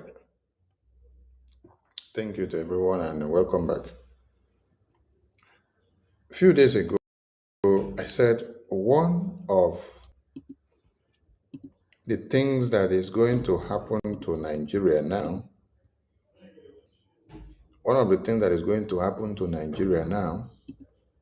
as BRGI succeeds in the congregational backing for sanctions or restrictive designations of Nigeria, and one of the things that will happen to them is going to be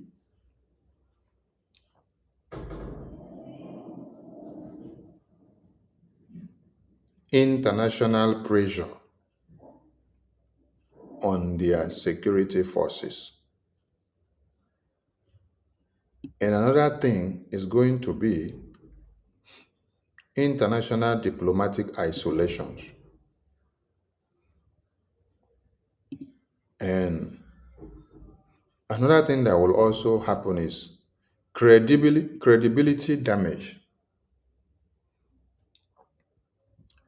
Then another thing that we have also achieved in this is that we have been able to weaponize the US foreign policy apparatus against Nigeria.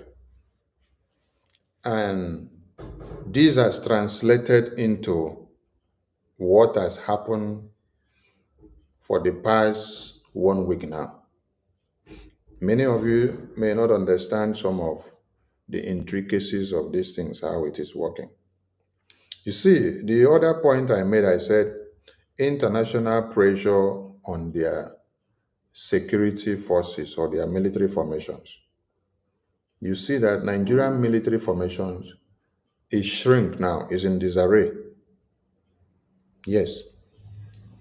And this is the time that the Boko Haram terrorists and every terrorist groups can enter the Nigerian military formations and destroy them and do anything they want to do to them. Because they have already been spotted on the international light as a country of particular concern. It weakens their potency. There is nothing that Nigerian army or Nigerian government will come out and say now to international community that will be credible, because international community and America for that matter has given them time since 2002 to this very day, and they have been supporting and sponsoring the terrorists, and the evidence are everywhere. So you will be hearing more Nigerian terrorists in uniforms, those ones that they call their army. Their barracks will be taken over by Boko Haram terrorists. More of these terrorists will invade their barracks and they will hand over most of their weapons to them in the name of invasion or takeover. They will hand over most of these their barracks and weapons and armory to them. The people that will now bear the brunt will now be the innocent citizens that will be around those areas, because those terrorists will use those weapons to now go to hunt the indigenous people. That is why, after the designation, Donald Trump made it clear that guns are blazing needs to come after the terrorists, because they understand already that the Nigerian terrorist government aligns and works and make peace and dine with these terrorists in uniforms and the Boko Harams. So while the terrorists will now be taking over their armament, they'll be using it against the indigenous people. That is why you hear the guns are blazing that needs to come in, so that they will now come and deal with those terrorists. Because Nigerian government, if you give them from now till next year, they cannot give you account or own up to their responsibility of failing on protecting the Christians and supporting the terrorists. So that is what you heard from when I said there will be international pressure on the Nigerian military formations. That is one. International isolations now, diplomatic isolations. America or any other country now who understands what it means that Nigeria is on a CPC list will not go and give Nigeria aid, military aid now. Because when you do so, you are also in trouble. Those that will want to go openly to do it, they know the implications. So many countries will isolate themselves and then want to stay away from these people. And then the US foreign policy apparatus, which we've been able to activate it to turn against Nigeria, is working to our favor and to the favor of the Christians and to every indigenous persons in that very contraption. It is time for all these persons to arise and support BRGI as a Biafran. If at this time you are a Biafran and then you are not coming to support Biafra and instead you are joining hands with the enemies of BRGI to come and destroy, it means you were not born for Biafra, or maybe you will be the next person that Boko Haram terrorists will take over or will even destroy your families. And if you are a Nigerian now and you are very proud of yourself, while these terrorists are ravaging everywhere and killing people and then you did not do anything, then on American government now listening to our cries, you are now moving everywhere on social media and making noise. You are a very big shame to your existence, and you should go and hide your face in shame. Because all along, there are IDP camps in Nigeria, internally displaced persons. You have not asked yourself a question. Inside my own land, inside my own home, inside my own village, I now become internally displaced. Who is displacing me from my internal home? Who is displacing me from my maternal home? Who is displacing me from my paternal home? Why am I displaced? And why will another alien coming from a far country now come and take over my land and then displace me and pursue me out of my land and now go and sleep under canopy inside bush, inside water? And I am dying and getting sick on daily basis. These IDP camps have existed in Nigeria for years now. You have not all come out to call your country to order and say, why must you allow our indigenous people to be sent out by the terrorists to now go and live in IDP camps while the terrorists takes over their lands? Why? But now when you see that Donald Trump's government is coming after these terrorists, you now run out. I would like to play a video before I bring this program to a close. And this video is to show you people or remind you people, because you already knew about this. It is to remind you of how the plan of implementing the Sharia law in Nigeria was already on the table in the National Assembly or the Nigerian Parliament. And they made it well in such a way that the discussion of this matter was on a day where you did not have a full house of the senators or the House of Rep members. You did not have those representing you in your so-called South-South. You did not have those representing you in your so-called Niger Delta. You did not have those representing you in your so-called Southeast. You did not have those representing you in your so-called Southwest. You only had few persons, but you had majority of the Northerners in the parliament that day. And that was the day they brought up the idea of putting Sharia law to become a standard in the Constitution of Nigeria. Let me just play it, and then tomorrow we will continue from here, because time don't work out well. But I salute all of you that have made it this far in this support to Biafran government. Please continue in your good works, and let the God of creation continue to bless you. Mr. Speaker, our constitution allows freedom of worship of all religions. Mr. Speaker, we would not sit in this hollow chamber and restrict ourselves to just a few. If we begin to put such components into the constitution, tomorrow the ecclesiastical faction comes up. The day after, the traditional faction comes up. The day after, all other components begin to come up. And what happens to our grand norm that is supposed to be the foundation of our existence? Mr. Speaker, Nigeria has never limited anybody from practicing his religion. Go to states like in the north, where you have Sharia being practiced as the criminal code for those states. It is not peculiar to them as a people and persons. By the time we begin to expand it and bring it to our constitution, we are not an Islamic state. We're a secular state. We're not a celestial state. We're a secular state. We are not a traditional worship state. We're a secular state that respects and gives everybody a sense of belonging.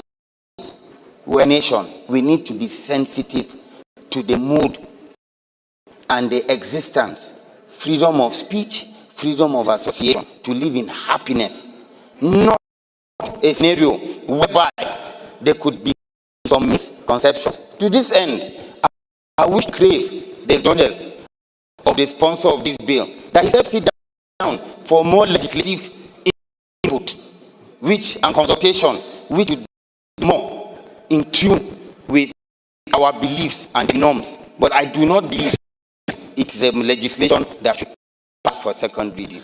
I so submit. Thank you, Mr. Speaker, my respected colleagues. I want to comment as the second to the last speaker spoke. In fact, the bill that was moved by the sponsor, we are supposed to commend him.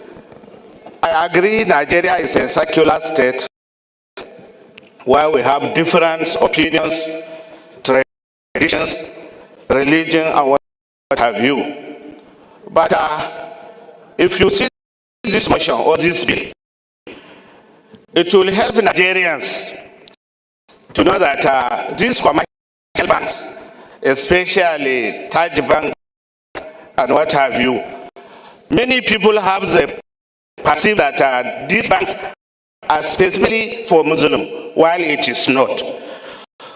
So by expanding this nature, I believe when it is encompasses to everybody, many people will see the benefit of this bill, and I believe in a near future, many people will see that the mover put this in a right direction.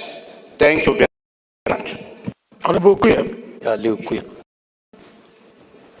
I rise to add my voice to this all important motion for a bill to amend our constitution with respect to the expansion of the description of Islamic law.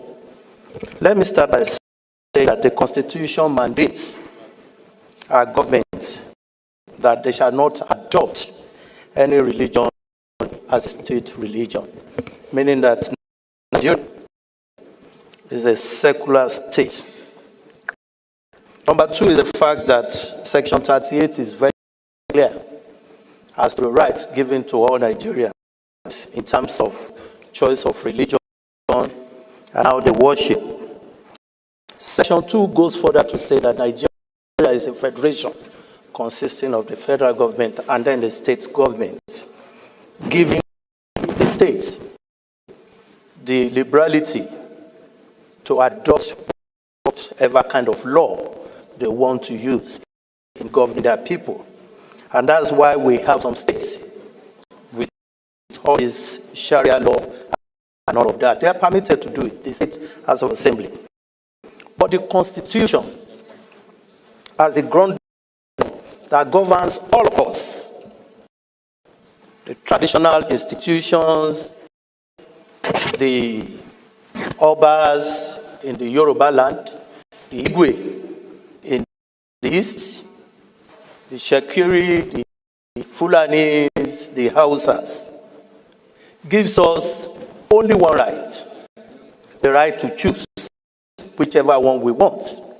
We can therefore not allow this constitution to become so filled with frivolities that is supposed to be the mandate of the state. We have all been clamoring for physical federalism. Give more power to the states to do it the way they want, to do it in the way of the culture of their people. That's why I will want to implore the mover of this motion to please allow us to please step down this amendment for the time being, so we can deliberate more on it. Because, of course, from the way I see it, it's such that the state should be considering, not here. The problem of religious war, we started as far back as 1938 in this country. Let it not start here again. Let it not be that it is this house that is going to put fuel to the very fragile democracy, to the very fragile situation, the unity between us. It's very important. As we are talking now, people are hearing us. People are seeing us, thinking that we want to promote one religion over the other. I therefore pray that we step this down for the time being. Thank you, Mr. Speaker. Of an act to alter the Constitution of the Federal Republic of Nigeria, 1999, to review the description of Islamic law in the Constitution as related matters, HB 1502. I so move, Mr. Speaker. Any second? Yes, sir. Kwakwansia. Thank you, Mr. Speaker. My name is Honorable Hassan Sheikh Hussein. Distinguished colleagues, briefly, as the Speaker requested, the 1999 Constitution, as amended,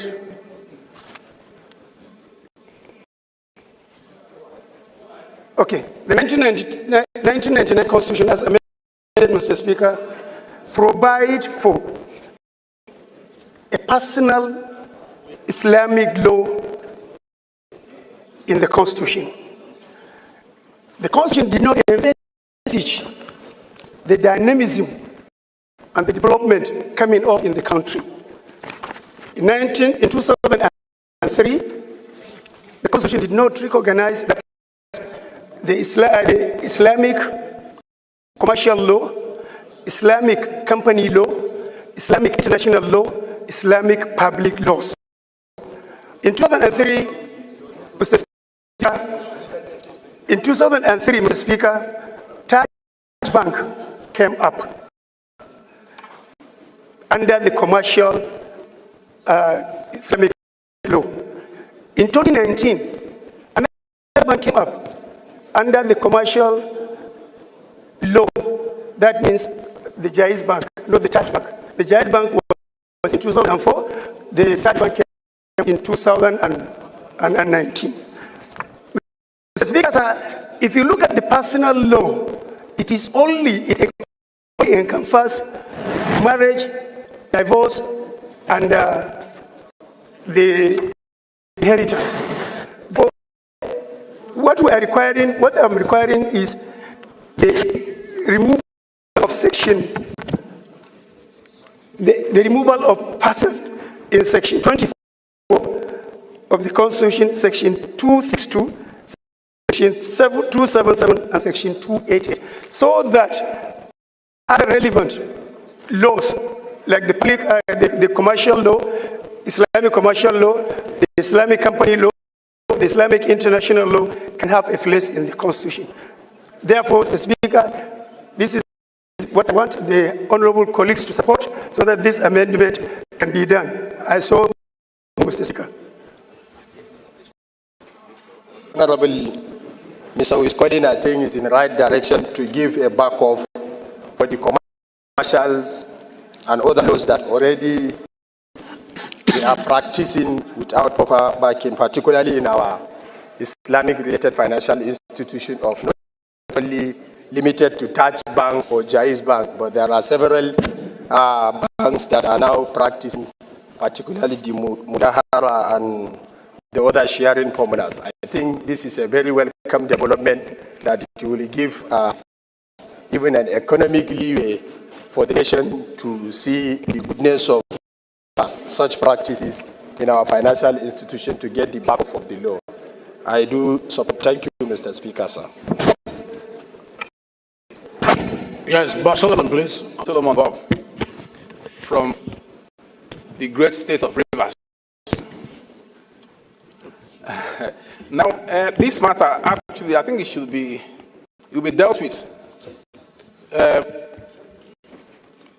in better technical detail at the committee level for constitutional review, because there's so much to say about this kind of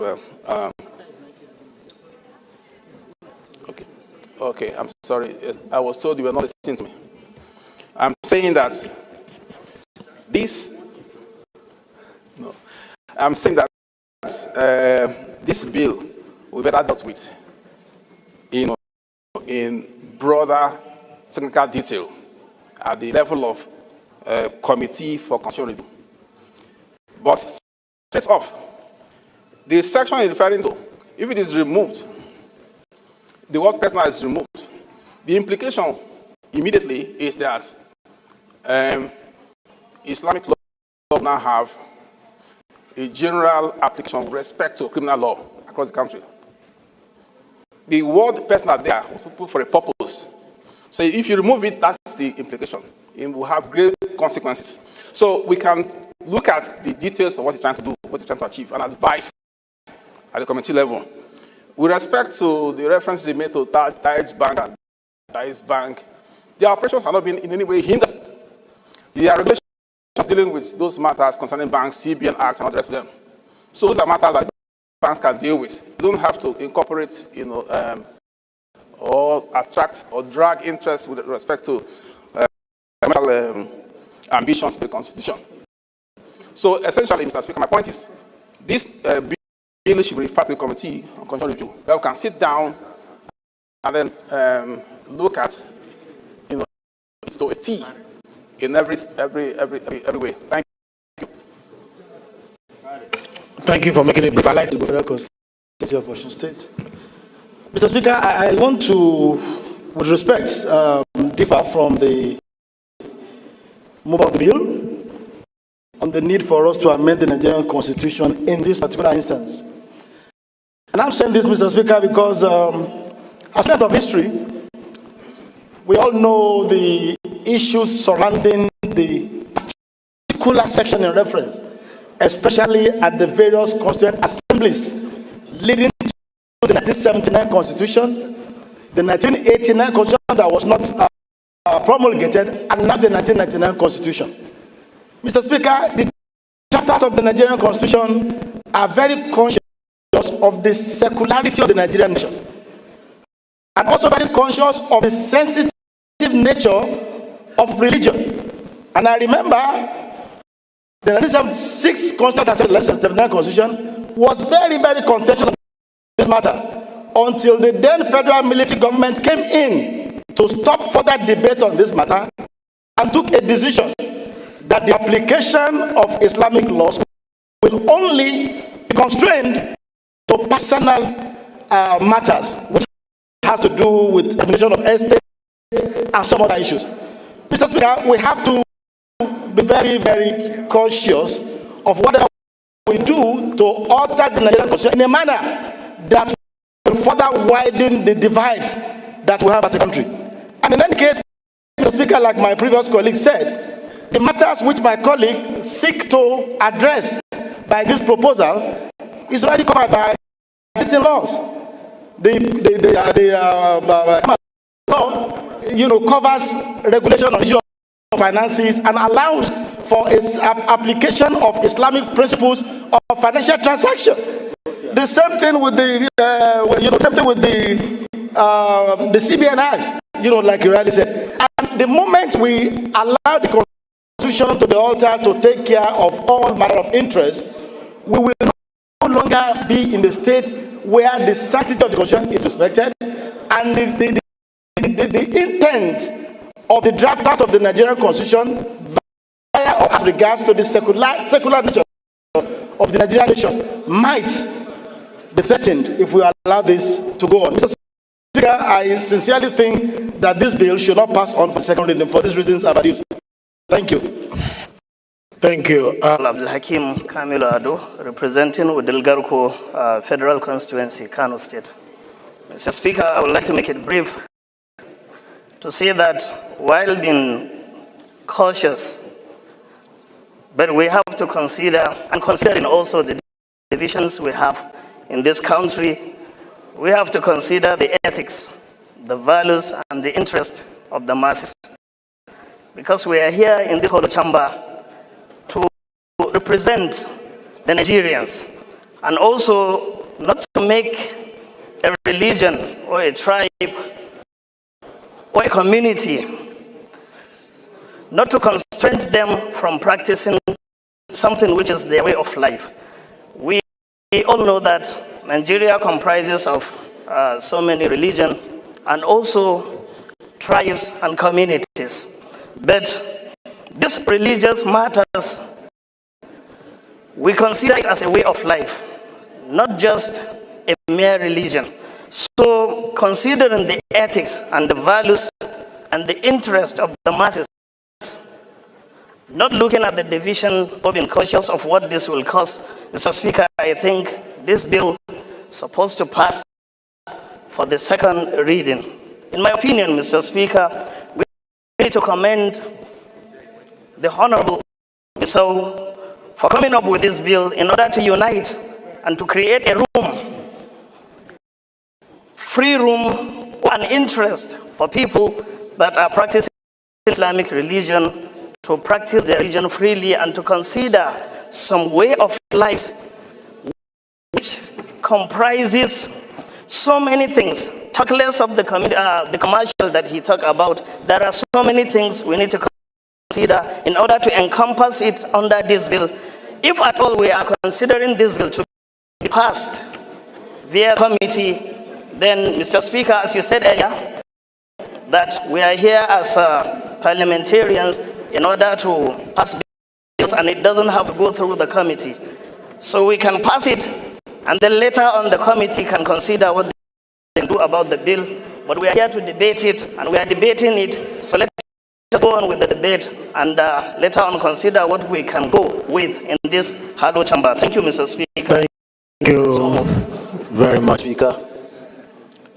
My name is Honorable Isa Muhammad Anka, representing Anka Telata Mafra constituency. I'm from Zamfara State. My able Speaker, honorable colleagues, I don't want to dwell on issues already spoken by the last speaker. In other words, he has spoken my mind. But the other speaker, the last but one, talked about karma. Karma is already in the constitutions. Therefore, it takes care of other commercial laws. And I think we need to understand the subject matter of this bill. The bill is calling for description of Islamic law. In other words, the bill is seeking the House to define, because of the extensive situations now, looking at the issue of, like you rightly called, other commercial laws that have not been embedded, that have not been taken into the Constitution. I think it's a straightforward bill. It's not calling the fact that, it's not calling for expanding the existing Sharia law, but rather to define it in order to encompass all those existing situations that have just come. That is my contribution, sir. Thank you very much. He's not talking about Sharia law, he's talking about the Constitution of the Federal Republic of Nigeria. So that we get it right, his bill is about the Constitution of the Federal Republic of Nigeria, not the Sharia law. Okay, Jonathan, please, let's hear you.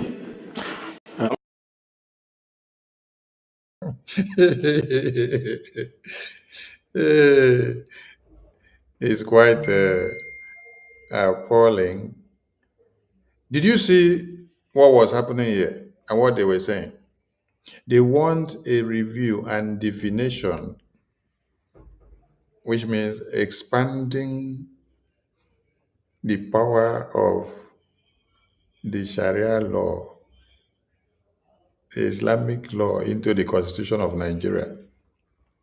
Considering what is happening now in Nigeria.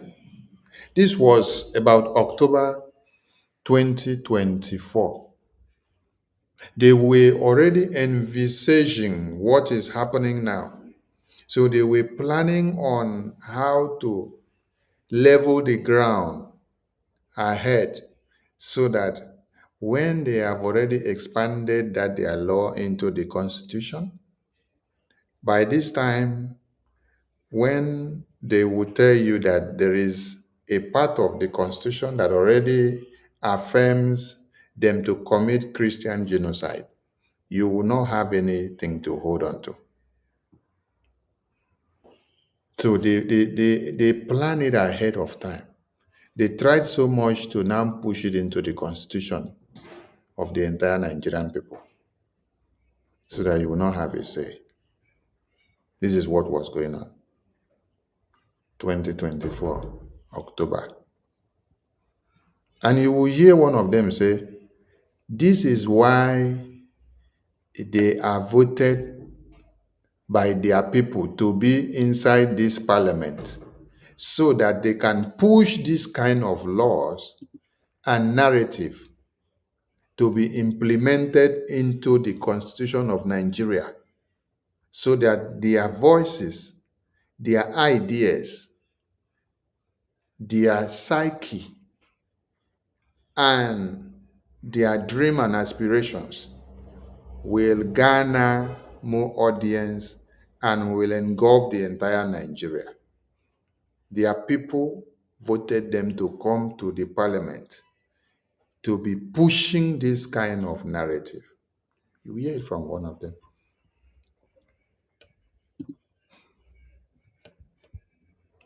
I ask a question now. Where in the Nigerian Constitution gives any power to Christianity? Where in the Nigerian Constitution even defines Christianity?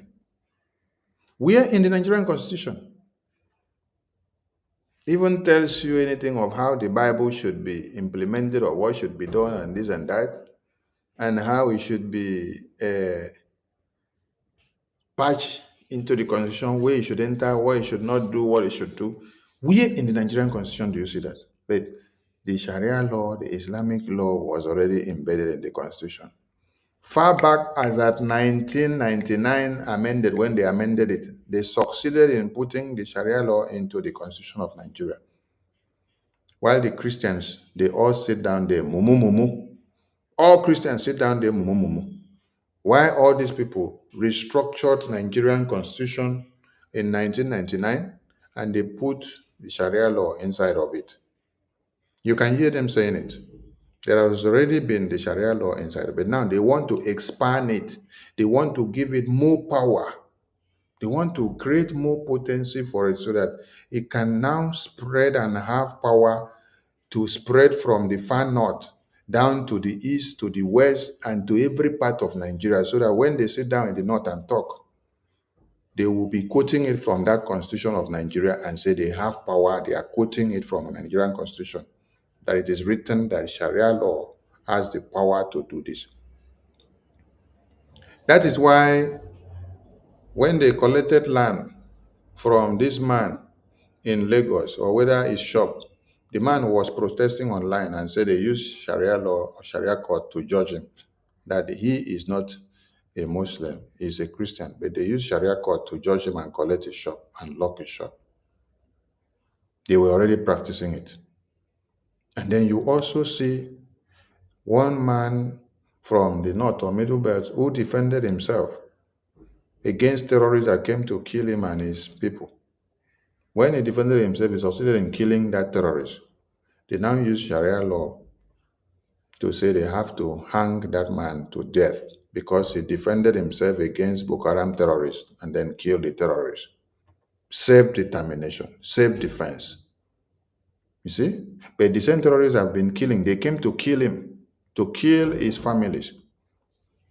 They did not say, no, the terrorist did well or did wrong. No, they say, no, the terrorist is actually the one that is good in coming to kill you. So you that now defended yourself, you need to be jailed.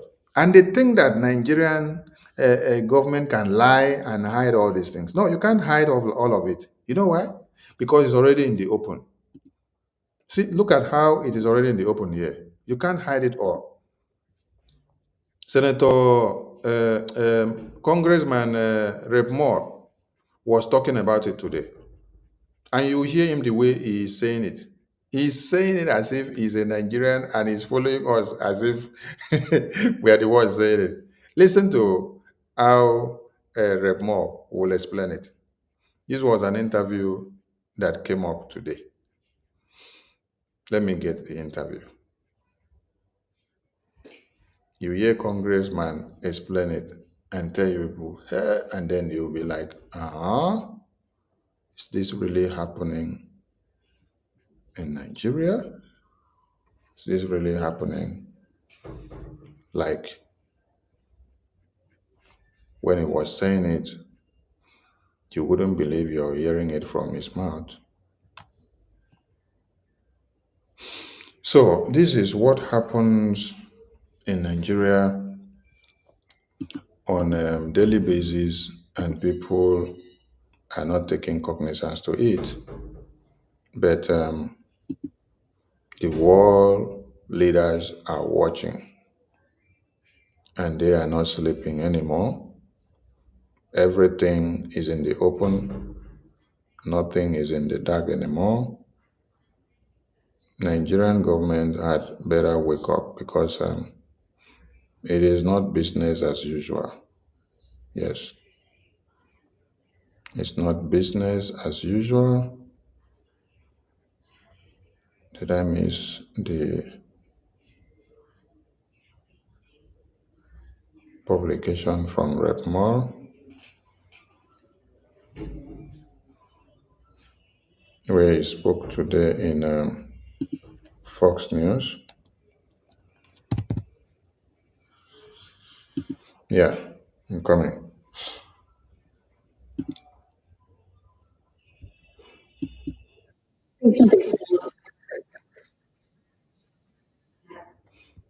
All right, here is the news. We are wrapping up this program. I want to read something from Nigeria's president. He says the characterization of Nigeria as religiously intolerant doesn't reflect our national reality. Religious freedom and tolerance been a core tenet of our collective identity and shall always remain so. Nigeria opposes religious persecution and does not encourage it. He says the picture we're getting here is not accurate. You know, unfortunately, that is completely false. I mean, there are states in Nigeria that have blasphemy laws, people who are facing the death penalty right now for blasphemy against Islam.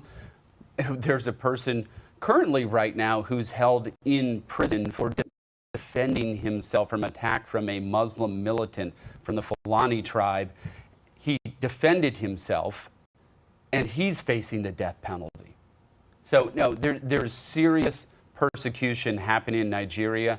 I know the president, Tinubu, is in a difficult position in trying to protect his interests there in that country, but they are complicit in this to one degree or another with statements like this.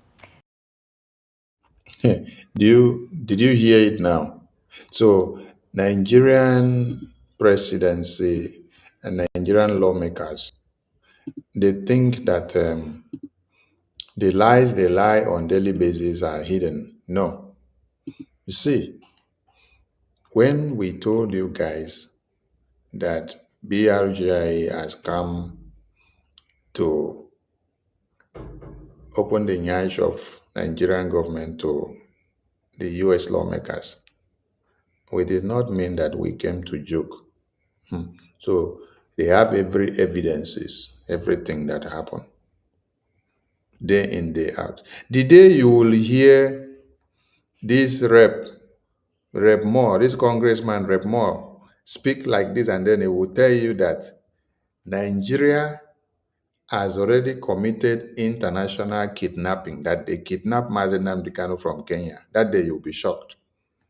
Because some of you think that all these senators that our APM meet and our lobbies and attorney, that they don't know what is happening in Nigeria.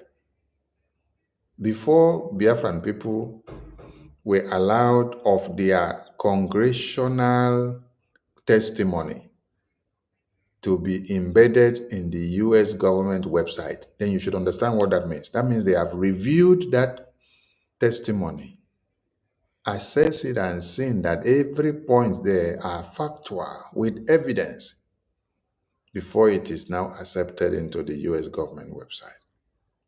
Before you now later saw us having a live congressional briefing inside the Capitol Hill of America. International observers were crying, and they say that BRGIA, Biafra, don't only create problem for Nigeria in Abuja now, but now they are in the Capitol Hill of America, creating more problem for Nigeria. But let Nigeria enjoy the kidnapping of Mazi Nnamdi Kanu while they wait to hear what their name will become in international community. I salute all Biafrans.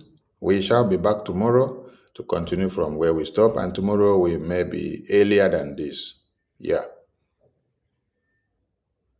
Ndewo Umu Chineke, from me from here, it is good night. I salute all of you.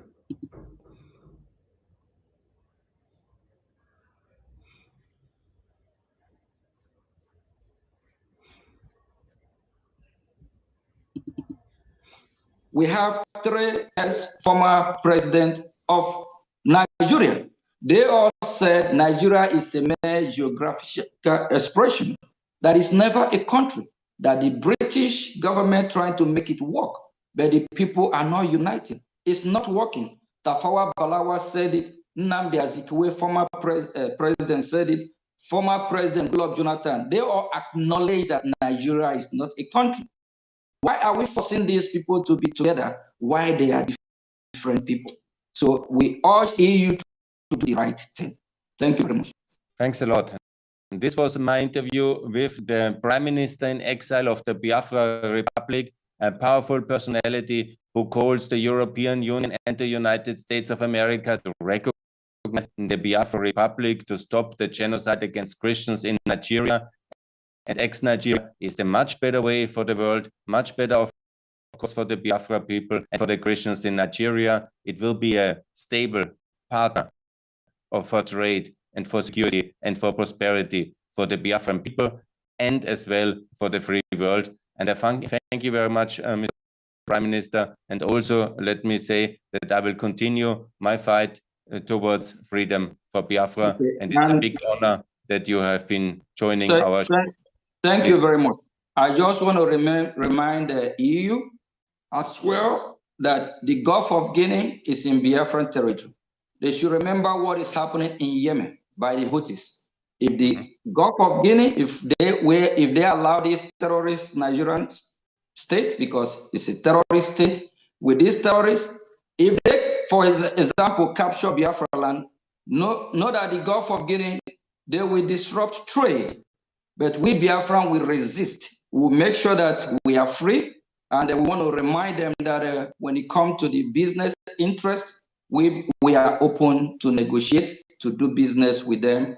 I think we will be the best ally to make sure that from the West African Sahel, we will checkmate the terrorists. Because what they are doing, they're trying to capture both Biafra land, Nigeria, or the surrounding West Africa, especially Biafra land, to attack EU from there. They should recognize Biafra so that we all can counter this terrorism and fight together. Thank you. The time is now. Biafra is here. Our leader, Mazi Nnamdi Kanu, must be released. The Nigerian terrorist state don't have the right to still be holding him because he commit no crime. And our leader, Mazi Simon Ekpa from Finland, he needs to be released. He's just a freedom fighter. Every country in the world fought for their freedom. United States of America fought for their freedom, 1776, from the Great Britain. So Biafra is fighting a just cause for freedom. Thank you very much. Thank you, Mr. Prime Minister. All the best from Austria, from Vienna. Thanks for joining the show. Thank you very much. You're welcome for freedom. Thank you. The recording has stopped. We have three former presidents of Nigeria. They all said Nigeria is a mere geographical expression, that is never a country, that the British government trying to make it work, but the people are not united. It's not working. Tafawa Balewa said it, Nnamdi Azikiwe, former president, said it, former President Goodluck Jonathan. They all acknowledge that Nigeria is not a country. Why are we forcing these people to be together? Why they are different people? So we urge EU to do the right thing. Thank you very much. Thanks a lot. And this was my interview with the Prime Minister in exile of the Biafra Republic, a powerful personality who calls the European Union and the United States of America to recognize the Biafra Republic, to stop the genocide against Christians in Nigeria. And ex-Nigeria is the much better way for the world, much better, of course, for the Biafra people and for the Christians in Nigeria. It will be a stable partner for trade and for security and for prosperity for the Biafran people and as well for the free world. And I thank you very much, Mr. Prime Minister. And also let me say that I will continue my fight towards freedom for Biafra. Okay. And it's a big honor that you have been joining our show.